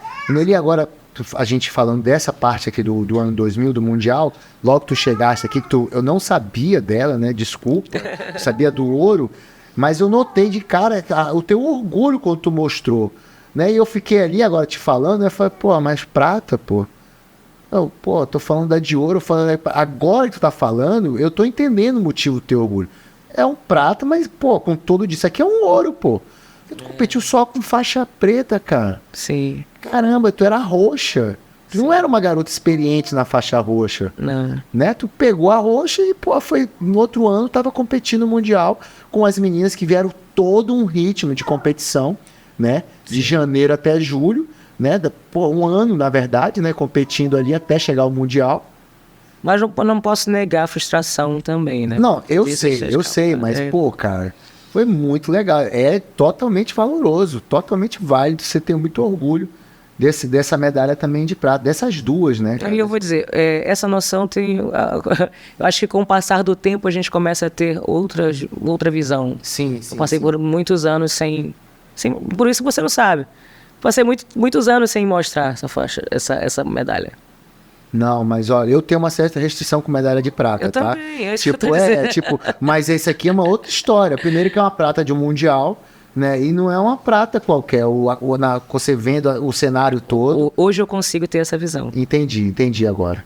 Hoje, com 40 anos, eu consigo ter essa visão. Mais nova não tinha. Entendi. Então, quando tu voltou do ginásio, então tu voltou muito chateada? Muito. Mesmo tendo ganho de todas essas 3 faixas ouro, né? Perdi o ouro. E não houve uma graduação também, não, lá no... Não. Não. E tu, tipo assim, cara, eu ganhei... Tipo, não, lógico, perdeu o ouro, mas eu, em nenhum momento depois, falo, pô, ganhei 3 faixas pretas, cara. Não. Faixa roxa, eu mereço a preta. Cara... essa era uma outra... um outro detalhe. Um outro detalhe, assim, porque eu passei... aí da faixa roxa, treinei um tempo, né? Me lesionei. Quanto tempo depois se lesionou? Depois desse Mundial? Não, depois de 2000, passei bem... Aí voltava, treinei um pouquinho. Mas ali tu já notou que foi caindo o teu ritmo de treino? Eu não tinha mais estímulo. Pô, eu só vou competir fora. Eu não tinha condições de, por exemplo... Como eu te falei, como eu falei pra você... Participar de um Pan-Americano... Eu não tinha condições de participar de um Pan-Americano, não tinha patrocínio. Não existia patrocínio. Então essa passagem que conseguiu foi o Omar. Né? O Omar conseguiu essa passagem para ir para esse Mundial. Então eu não tinha patrocínio, não tinha expectativa de qualquer retorno financeiro. Era gasto. Só. Né? Então assim... Pra eu falar pra você, o único patrocínio que eu tinha foi do CDD, por isso foi tão importante pra mim. Não, com certeza. Pra pagar os internos, pagar os mundiais, entendeu? Então eu não tive esse patrocínio todo, né? Com o Mundial, o Omar conseguiu um kimono que eu consegui, né? Consegui um patrocínio de um kimono. Pra mim, nossa, era muito top isso. E pra qualquer atleta também que conseguia um patrocínio de kimono, não é só pra você não. Qualquer atleta dessa época, né? Então qual era o patrocinador? A Tama? A Tama. O Omar tinha um contato muito forte lá na Tama, né? Era da Tama. Então, todo na medida, feito sob medida. Era fantástico. Que luxo, hein? Então, assim, e era muito difícil. Então, você manter sem qualquer retorno financeiro. Sim. Né? Aí aqui eu já estava com 18 anos. Ter que iniciar a faculdade, né? Começar a ver o que eu vou fazer da vida, né? Aí vem a mãe. Todo o teu lado ali, o teu meio, né? Mas sim, tu vai trabalhar com o quê? E a profissão... E a tua profissão qual é? Sim, você já tá com 18 anos. Você realmente quer, né, manter as suas coisas, comprar as suas coisas. Então você precisa trabalhar para isso. Você precisa ter um direcionamento, o que você quer seguir. Que atleta, né, nessa época, 2000, principalmente para mulher... Sim. Se para homem já não tinha essa visão de ganhar a vida com luta... Não, 2000 ainda não. Não tinha. Estava começando o MMA. Com o jiu-jitsu, imagina, não. O MMA ainda conseguia conquistar alguma coisa. Essa fase aí é tipo assim, o lutador de jiu-jitsu tinha que se destacar... Para lutar o MMA, para ter qualquer perspectiva de retorno financeiro. Sim. Era essa a trajetória do lutador de jiu-jitsu. Então, diferente de hoje, né? Você não precisa mais ir pro MMA. Então, o lutador de jiu-jitsu não tinha... Imagina a lutadora. Vai viver de quê? Não tem como. Né? Então, além de estar desmotivada porque não tinha competição, né? Só poderia competir fora. Eu tinha que trabalhar. Não tinha qualquer retorno financeiro da luta. A luta não me trazia qualquer retorno financeiro. Aí ficava bem difícil, bem complicado. Então aí começou o afastamento da Nelly, nesse período? Nesse período começou o meu afastamento. Aí eu dei uma parada, voltei, aí tive uma lesão bem séria. No joelho? Hoje eu faço fortalecimento, trabalho de fortalecimento. Chegou a fazer cirurgia? Não cheguei. Até é necessário ainda. Entendi. Mas... Aí faculdade... Quando é que entrou a música? A música, ela vinha simultânea, né? Já veio desde essa época e sempre teve... Eu sempre tive... mas nada profissional. Entendi. Gostava de cantar nas rodinhas de amigos, tocava um violão. Aí foi mais ou menos nessa transição, porque eu comecei a música com 21 anos. Profissionalmente. Profissionalmente. Foi mais ou menos nessa transição. E aí eu passei aí com a música, né, passei a estudar, pagar a faculdade, né? Fiz o curso de letras, quase me formei em letras. E depois fiz a faculdade de Direito. Hoje eu sou advogada também. Que legal, que legal. E uma figura muito conhecida aí na noite na Amazonense. Aí, com certeza que o pessoal que tá vendo aí não precisa nem apresentar. A voz aqui tu já tá sacando que é outro nível, né? Então eu sempre procurei, né, dar o meu melhor. Cheguei a participar. Essa tua personalidade da arte marcial, das competições, dentro da academia, como é que ela se reflete dentro daí do teu ambiente de trabalho? Não tô falando só na advocacia, tô falando na música. Como é que é isso aí? Tu sente essa influência também? Como é que, com a tua equipe ali que tá te ajudando? Disciplina? Como é que é? Ou não, uma outra Nelly? Não, claro que traz. A questão da arte marcial, ela traz essa... Tu leva contigo isso também? Eu trago comigo, porque é a vontade de fazer dar certo. Entendi. É a mesma vontade, né? Com humildade, sem muita pretensão, mas a gente está chegando, né? Tanto que eu cheguei a participar, você uma das selecionadas para participar do programa do Faustão, do Iluminados, do primeiro Iluminados. Participei do SBT, no programa do SBT, ganhei na competição no Máquina da Fama lá, trouxe um dinheirinho lá do Silvio Santos. Olha só que legal, cara. Então com a música também a gente tenta focar, tenta fazer o nosso trabalho direitinho. E é isso que eu trago da disciplina da luta, né? A vontade de vencer. Então, a vontade de vencer. Nelly, competidora, medalhas, mundial, vencedora da luta casada, que marcou a nossa história, a história aqui no nosso estado. Essa luta que todo mundo comenta até hoje. Música, foi para fora, frequentou programas aí de auditório, a ultra famosa, dispensa apresentações. Então, você vê que toda essa aura que eu falei, né, que te acompanha, né, de coisa de vencedora. Amém.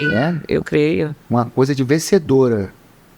Eu creio. Como é que tá daqui a pouco? Vem alguma coisa, uma causa ultra mega importante dentro da advocacia também. Amém, tô esperando. Vai vir, porque é o fluxo natural que seca a tua vida de sucesso. Mas eu te digo, cada causa é a causa da minha vida. Entendi. É assim que eu trago. E também tu leva isso para dentro da advocacia, Sim. teu foco, Sim. Né, tua determinação também. Cada causa é a causa da minha vida. Cada cliente ele é tratado como primordial. Que legal, que legal. Pô, deve ser um negócio totalmente diferente, com certeza. Agora, voltando aí pra música.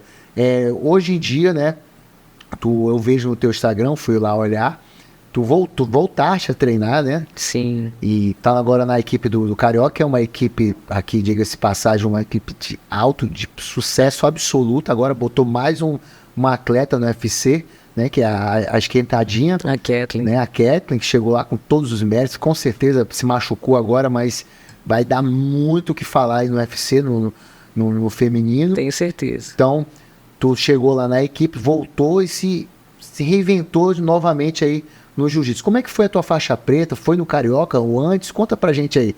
Marrom, tu já fala agora a preta, como é que tu pegou? Sim. Aí eu passei 15 anos, né? Entre idas e vindas, né? Peguei minha faixa marrom com o mestre Glauber. Mas... E tinha parado, né? Mas aí houve esse momento nele, tipo assim, ó, kimono pro armário. Sim. Chega. Sim. Inclusive, quando eu fui pegar o kimono, ele realmente estava com traças. Eu sei como é que é. Traças de verdade, traças de verdade. Então, assim, o mestre Glauber também é uma gratidão que eu tenho, que ele viu, embora machucada, né?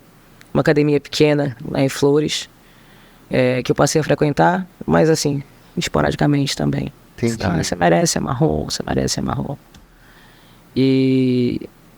aceitei.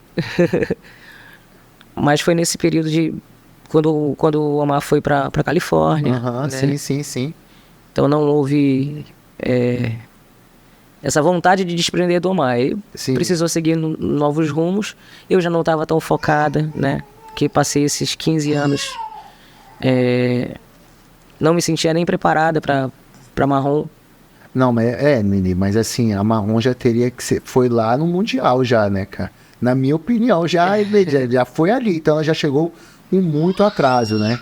Não me sentia tão preparada. Mas eu sei qual é essa sensação de você não estar se sentindo.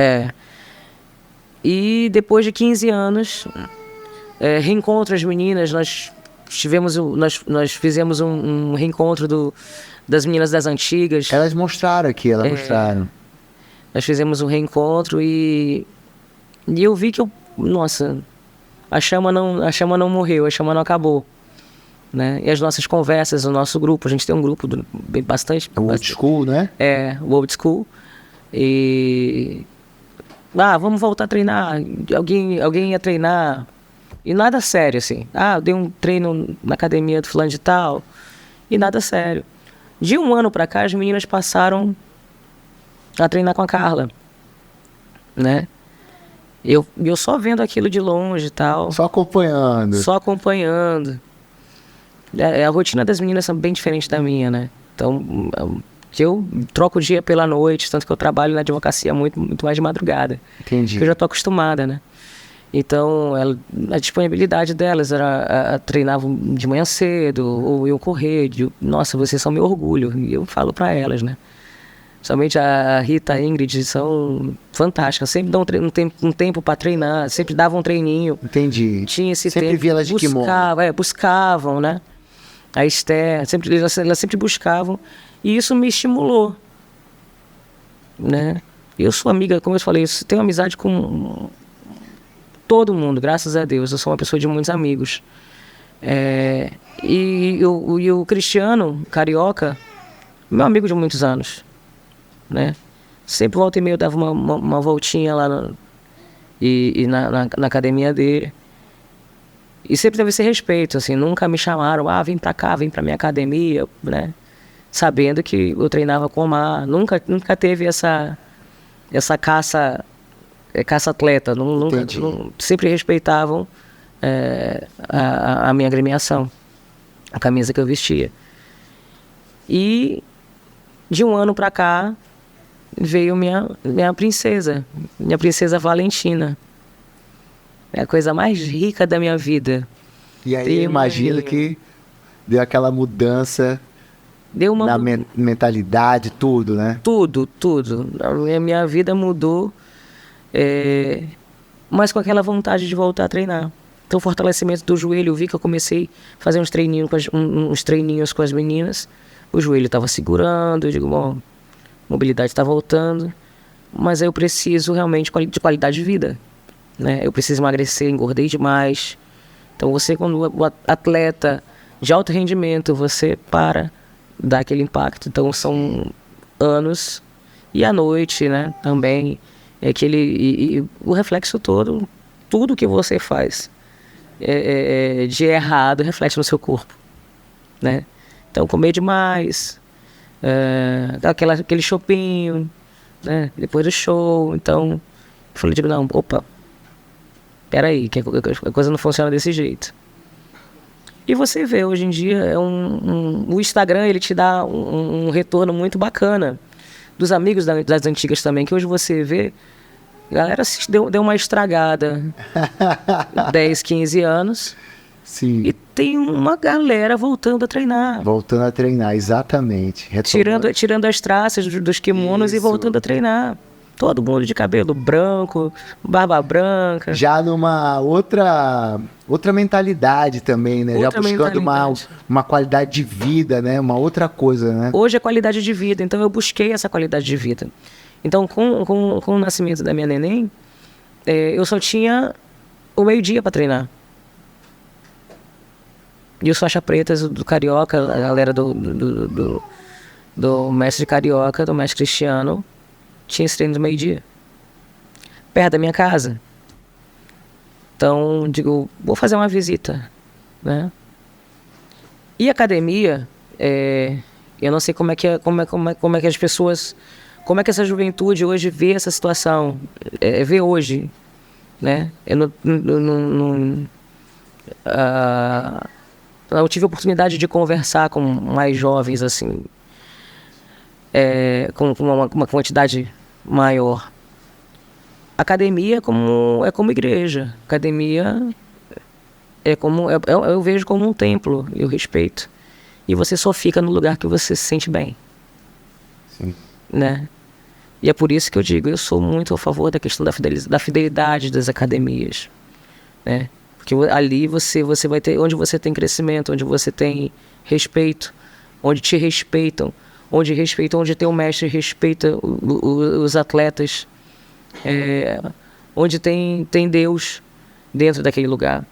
E é uma coisa que para mim contou bastante, né? Lá com o Cristiano Carioca, na Carioca Academy, porque então é um treino que eu posso fazer ouvindo heavy metal e depois eu posso estar, de repente o menino troca, vamos ouvir o louvor. Bota o louvor. E a gente vai treinar do mesmo jeito. Então, assim, é um respeito. Eu faço questão até hoje, eu sou adepta e tento passar para os mais novos. Eu cumprimento todo mundo que está na academia. Eu chego, cumprimento todo mundo. O meu tatame, ele é respeitado. Eu reverencio o tatame na entrada e reverencio o tatame na saída, né? Old school, né, meu irmão? Sim. Então, eu busco fazer sempre isso, né? E trazer isso, e espero passar isso para minha filha também. Que é a questão da disciplina, a questão da hierarquia, a questão do respeito ao próximo, a questão do respeito ao seu adversário, a questão das tuas conquistas e da busca do teu foco, né? As tuas vitórias. E vão acontecer derrotas, que isso precisa também ser superado e tirar lições disso. E é isso que eu tento buscar, né? E foi nesse lugar que eu encontrei, né, lá com o mestre Cristiano, a minha terapia. Entendi. É a minha terapia. É isso. Então, hoje dentro da academia tu consegue já ver outras meninas, tem outras meninas treinando. Como é que tá essa parte? Eu tô te perguntando isso porque que nessa volta, depois de 15 anos, tu consegue ver tipo, que o jiu-jitsu mudou. Sim. As novas posições, as novas formas de se posicionar, passagem de guarda. Hoje em dia o pessoal gosta muito de costa, só não se esforça tanto para passar uma guarda. Os atletas são muito mais flexíveis, né, do que na nossa época, né? Eles conseguem fazer coisas que às vezes eu não consigo nem entender, né? Então como é que foi para a Nelly se deparar com esse novo jiu-jitsu?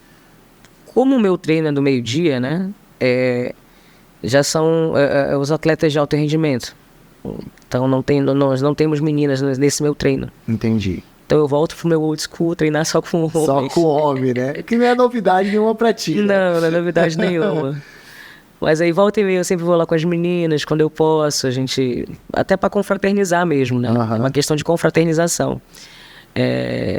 Eu vou lá com as meninas, a gente dá um treininho. Faz tempo tô devendo uma visita pra mestre Carla, Débora Carla. E lá volta, lá é isso. Lá eu treino com os meninos. Mas tu sentiu essa mudança do jiu-jitsu? Sim, senti. Tu viu de cara, tipo assim, não... Como é que é a tua visão da Nelly nessa parte do jiu-jitsu? Te agradou, não te agradou? Teve dificuldade no início, quando tu voltou?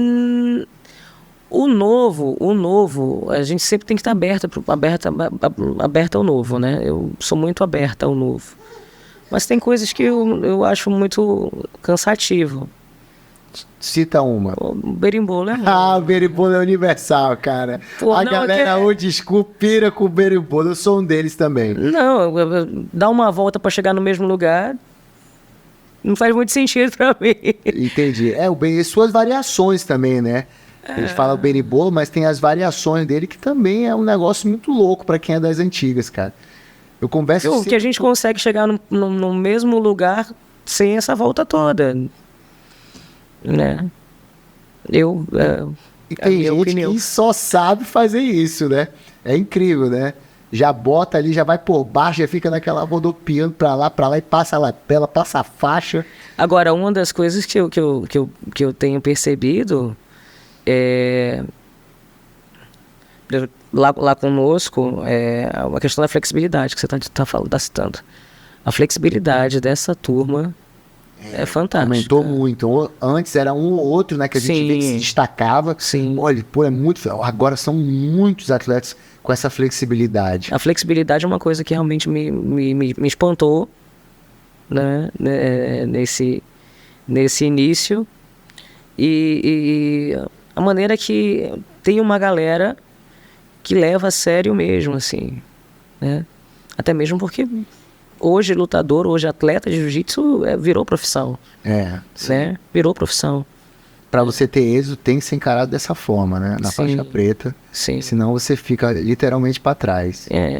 Então, virou profissão. Eu acho a dedicação, a maneira de trabalhar, a parte física, por exemplo, eu acho... Se bem que eu prefiro ainda aquele corridão. Eu prefiro bem... Antigamente as academias só tinha paralela e barra. Exatamente. Você pode ver, antigamente só tinha isso. E era uma monstruosidade. Só que hoje o povo está muito mais técnico. Hoje eu sinto que existe muito mais técnica do que força. E também o acesso à informação, né? É muito melhor. Antes a gente tinha que aprender o quê? Uma revista, num campeonato, alguém que viajou e trouxe uma posição Pra você ter uma ideia, as posições novas eu desenhava, pra não esquecer. Eu tinha um caderninho. Entendi. Em que eu desenhava as posições pra não esquecer. Hoje você tem YouTube, hoje... Aqui mesmo a gente pode pegar, vai ver mais de 20 posições em 1 minuto. Agora tem uma coisa que é uma particularidade minha, que se fosse pra dar uma dica agora pra essa nova geração... Por favor, né? Essa é a hora. Uma particularidade minha que eu sempre tive, eu não tenho vergonha de perguntar. Eu sugo, porque se eu puder agora chegar contigo, aqui, depois da conversa, pô, como é que tu passa uma guarda, me mostra. Eu tento sugar tudo. Eu sugo do faixa laranja, do faixa amarela. Fez uma coisa legal, me mostra como é que você faz. Não tenho vergonha de perguntar. Entendi. Porque tem gente que hoje não tem... com certeza. Não tem... Eu sou da época de repetição, eu sou da época de posição, sou da época de escolinha. Que pra muita gente é chato pra caramba. O pessoal já quer chegar na academia e treinar. Brasileiro, né? Porque eu rolo. Eu ainda rolo no treino. Tipo, vamos dar um rola. Né? Vamos dar um rola. Então, assim, a repetição tem que repetir. Você só vai chegar à perfeição se você repetir. Né? Então, eu sou adepta da escolinha. Embora eu não goste muito, ninguém gosta de estar fazendo a mesma coisa, mas é essencial.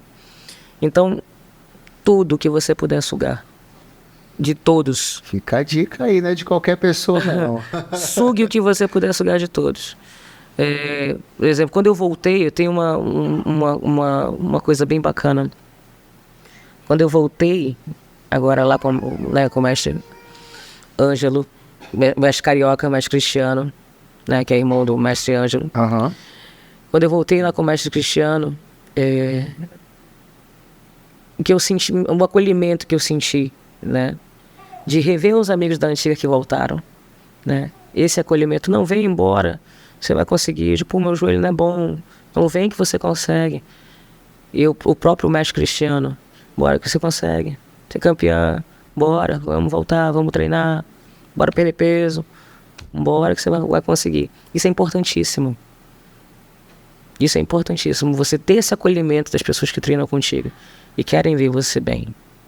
E é isso que me fez vestir a camisa, literalmente, da Carioca. Veio aqui, eu vi logo que você chegou, foi realmente a academia dela, não tá lá só de passagem, não. É a sua academia. E a questão de sugar, pô, assim que eu voltei realmente sem saber fazer uma pegada. Perdeu essa parte? Não, perdi. Ficou raciocínio, o corpo, eu tava voltando realmente a caminhar novamente. E assim, Paulinho, escuta esse nome. O Paulinho é um menino, quando eu cheguei ele era faixa amarela, 10 anos de idade, agora ele tá com 11, 12. Faixa laranja. Tá ganhando tudo, moleque. E quando eu cheguei lá, ele, pô, tia, se a senhora fizer assim... Aí você vê, digo, nossa, eu sou faixa marrom, tava como marrom quando eu voltei. Eu digo, eu sou faixa marrom, tô pegando dica do molequinho que não tem 45 quilos. E ele tá me dando uma dica aqui pra eu fazer assim, pra eu fazer assado. E eu vou ouvir o cara. Sabe?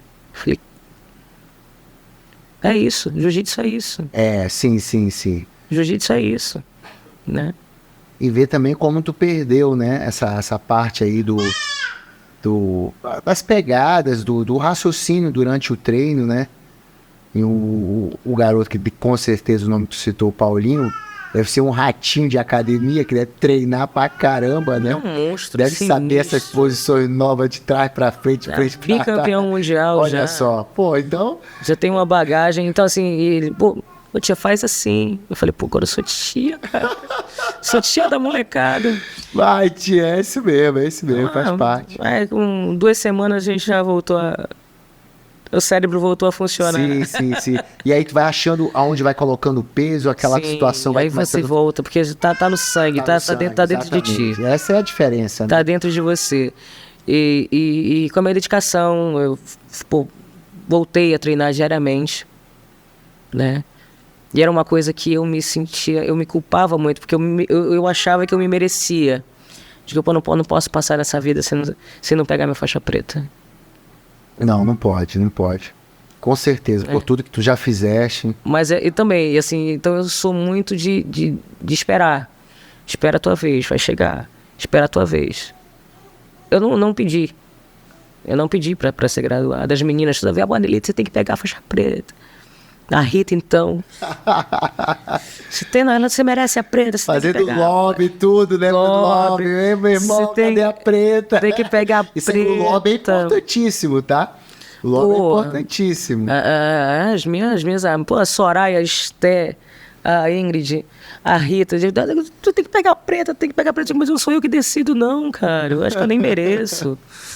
Porque eu levo muito a sério essa questão da graduação. Sim. Não, que tu merece sim, porque... E o mestre? Chegou quando essa preta? Chegou final do ano passado. Final do ano passado.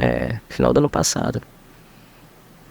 E com o desenvolvimento dos treinos, acho que eu mereço sim. Sim, tá mostrando serviço, todo que tu já conquistado. Eu voltando a treinar. Tu não pode se comparar, né, com o Anelico de 18 anos, né? Tu merece, além de toda a tua bagagem, tua volta aos treinos, mas é uma outra coisa hoje, né, cara? Apesar de que eu acho que uma hora vai rolar alguma competição aí. É o caminho natural. Tá pensando nisso? Não, isso não existe, não existe possibilidade. Como é que é? Porque agora eu vejo muitas lutas casadas, né? Sim. Então já uma lutinha de 5 minutos e vários eventos estão indo por esse caminho. Tem essa pretensão ou não? Se você me perguntasse isso há 6 meses atrás, eu diria que não teria possibilidade. Não possibilidade, mas tá voltando agora. Depende bastante. Que legal, hein? Vai ser muito legal. Pode ser que.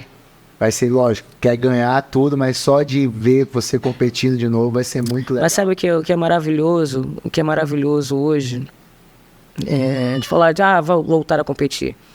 Porque antigamente na nossa época isso não tinha. Isso é bem chato isso, falar de nossa época o tempo todo. Mas é a comparação que a gente faz com a nossa história. Sim. Nós não tínhamos competição de Master, como hoje tem. Isso, eu acho muito legal. O glamour do Master, né? Eu demorei um tempo para entender isso, sabia? Associar, porque nós, né, somos numa época onde o Master, Master... O Master, caído. Sim. Ele já é Master. Ele foi campeão na Master.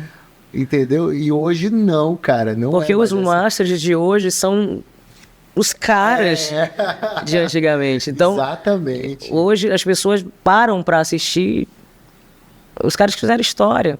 Sim. Então, tem uma empolgação, tem um gás aí, né?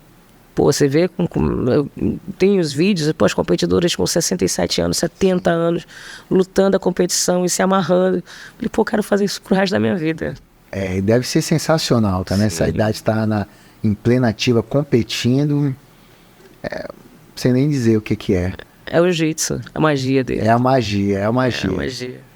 Nele, estamos caminhando para o final. Sempre quando o convidado vem aqui, eu faço esse bate-bola. Vou falar algumas palavras e tu vai falando numa palavra, numa frase, ou fica à vontade. Jiu-jitsu. Pra vida, amor pra vida. Qual foi o atleta que tu já treinou? Que tipo assim, porra, não, esse cara era sinistro. Tem algum nome na tua cabeça? Omar Salum. Omar Salum, excelente escolha. Ele tá vendo aqui o episódio. Inclusive, ele gosta de ver quando a caminho ele pega freeway, vai pra academia dele nesse horário. Como esse eu não consigo comparar. Sensacional. Pô, só abrir um parênteses aqui pro Omar, Sim. que eu treinei também muito tempo com ele. É um Omar treinando e é outro Omar competindo, né? Sim. Ele cresce 10 vezes mais na competição, um negócio que eu nunca consegui entender isso, cara. Pô, é uma coisa treinando, não é que seja fraco treinando, não é isso. Mas é porque são coisas diferentes, né? Sim. Pra galera entender aí, que a galera que não tá acompanhando. É meio confuso mesmo. Você lembrar disso é meio confuso. Esther. Cara, sou fã. Eu acho que eu sou a fã número 1. Esther é ícone. Esther é uma amiga maravilhosa, uma amizade que eu, tenho muito orgulho de ter. Mas fora a nossa amizade, pra mim é um ícone. Grupo Old School. É ali onde a gente relembra, a gente fofoca. São minhas amigas do coração. Amigas nós compartilhamos o mesmo amor que o amor pelo jiu-jitsu, a gente se entende. São minhas amigas maravilhosas, eu amo todas. Que legal, que legal. Mestre Osvaldo. Um gentleman. Uma saudade realmente. Acho que para resumir mesmo, ele é um gentleman. Maravilhoso. Entendi. Que legal, que legal. Tijuca Tênis Clube. Onde tu conquistaste 2 medalhas. Cara, o palco dos meus sonhos aquilo lá. Subida, chegada, né? Não, ele permanece aqui, guardado aqui. Cada luzinha, cada lugar, o tatame, ele permanece intacto aqui na minha memória. Gracie Humaitá. Minha Disney. Boa, Minha boa, Disneylândia. Boa, que legal, que legal. A Disneylândia, onde eu pisei num templo onde tantas feras estavam ali ao mesmo tempo, e fazer parte daquilo é mais do que a Disneylândia. Que legal. Agora eu vou lá pra trás de novo, tá? Academia Luiz Neto, Buracão. Muitas caminhadas. Ali onde escada, começou, né? gratidão é o que eu tenho. Gratidão. Subir aquela escadinha. Sim. Muita gratidão, muitas boas lembranças. Lá lembra do Pelé? Pelé, nossa. Aquele triângulo maldito, né? O Daílson, tem o Danilo, Pelé. também o Pete, né? Que a galera chama de Pete. Frutinha não. O Vinha, mexe o Vinha. Também essa galera toda. Eu lembro muito dos gêmeozinhos da Ruivinha. Sim. Caramba, é verdade. Tão enormes esses dois garotos. Eu vi. Esses 2 garotos, tu não vai nem reconhecer. Eles me chamaram uma vez no evento, falei, não lembra da gente não? Eu olhei e falei, cara, tomei um susto. Carioca Team. Cara, meu lugar, minha válvula de escape é o lugar onde hoje é a minha terapia, é o meu retorno, é o meu recomeço, é o lugar onde eu me sinto bem recebida, acolhida.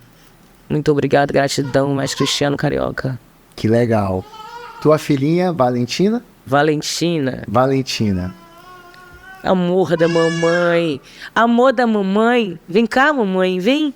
Vem com a mamãe. Vem com a mamãe. Suzy. Suzy é minha companheira de vida. Estamos nessa caminhada louca. Assim. Nessa missão agora. A missão agora, dupla maternidade. Uma loucura. Ela não entendia muito a questão do jiu-jitsu quando eu voltei, porque nessa retomada eu tinha parado, né? E vim retomar agora, né? Após muito tempo. Tu demorou muito tempo para tu entender essa importância dela ou não? De cara você já entendeu, já sabia que ela era lutadora? Como é que foi isso? A importância não, porque eu sempre soube. Quando eu conheci a Nelly, ela me contou a história dela e eu sempre soube da importância do peso desse reconhecimento que tinha sobre ela em relação a ser a primeira campeã mundial de jiu-jitsu, amazonense, né? E da região norte também. Então eu sempre soube. Só que eu conheci a Nelly, ela estava parada em relação ao jiu-jitsu. E quando foi depois da pandemia, ela resolveu, tem uma academia aqui perto de casa, eu vou voltar. E aí aquele pensamento que a gente tem, né? Vai ficar lá se agarrando com todo mundo, vai ficar lá se agarrando.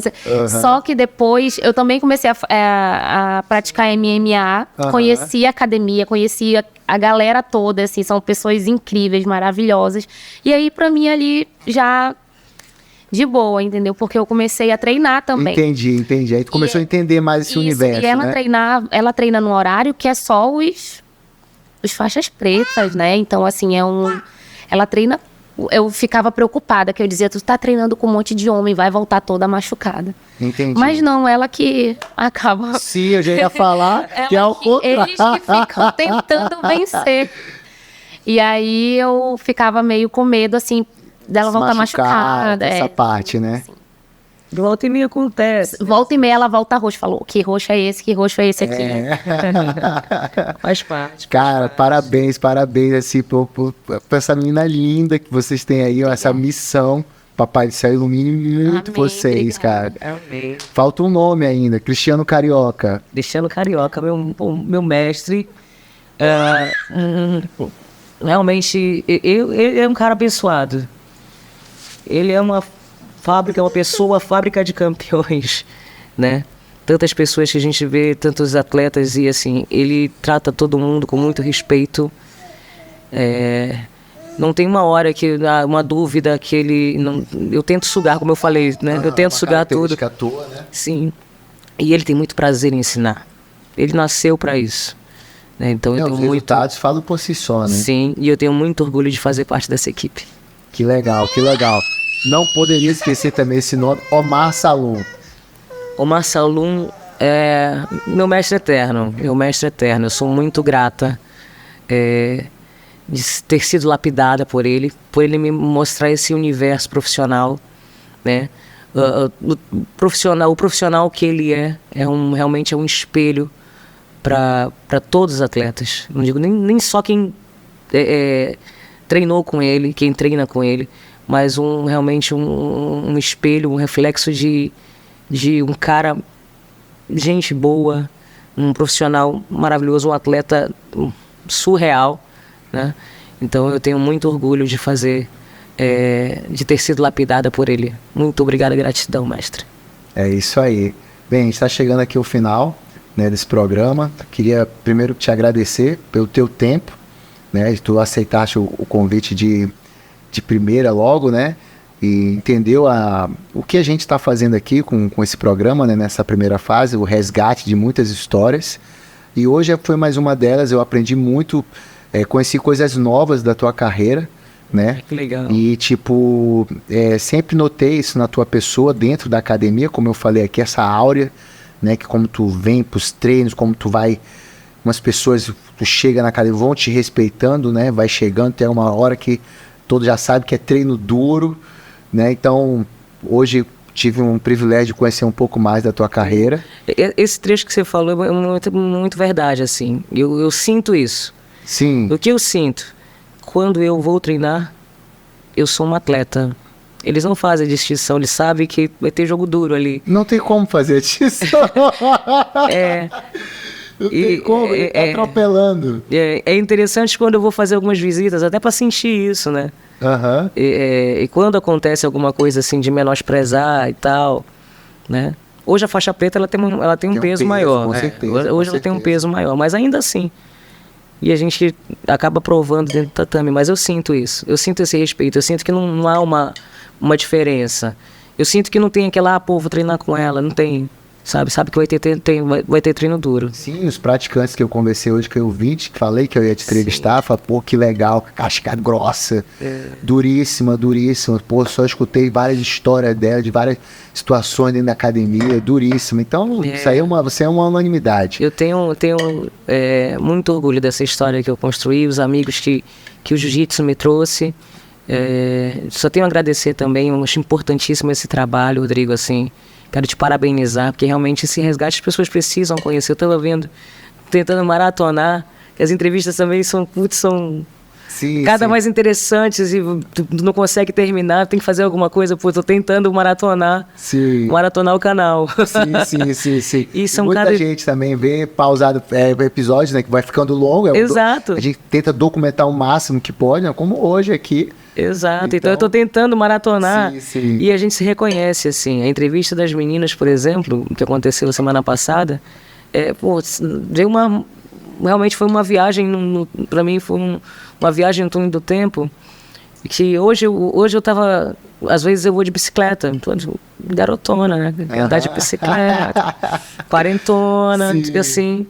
Então hoje de bicicleta eu com meu kimono, descendo a Juricaba, descendo a Central, quem conhece ali, eu fiz tanto isso, descendo e subindo para pegar ônibus com kimono, sabe, amarrado na cintura. Sim.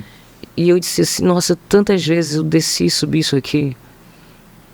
E hoje as mesmas pessoas, eu passando na rua, me vendo fazer essa mesma trajetória hoje com meus 40 anos. Isso estimula. Com certeza. E ver também a tua jornada, né, cara? Fala, pô, essa mulher... Ela voltou a treinar, já tá de kimono, faixa preta. Agora já é mãe. O que eu costumo... assim, eu ouvi uma frase... É uma frase de efeito, mas ela faz muito sentido. Né? Ela faz muito sentido para você que tá começando na luta. Porque tem aquela questão de desistir e tal. Porque todo faixa preta é um faixa branca que não desistiu. É verdade. A gente foi faixa branca, a gente esteve ali querendo ser faixa preta. Hoje nós somos. Sim. Porque a gente não desistiu. Então todo faixa preta é um faixa branca que não desistiu. Então não desista. Não desista. Porra, prazer ter recebido vocês aqui. Entendeu? O episódio ficou maravilhoso. Obrigada pelo convite. O tempo voou, né? E obrigado diante de tantas obrigações aqui. Quer falar alguma coisa, Suzy? Não, a importância do podcast, porque traz vários atletas e, assim, a nova geração vai poder ver isso. Essa que vai ficar gravado isso e vai conhecer quem fez história. E aí ela vai, se tiver desmotivado, vai olhar assim, não, ela fez história, eu também posso fazer, né? Sim, com certeza. Essa é uma das ideias também. Legal você ressaltar.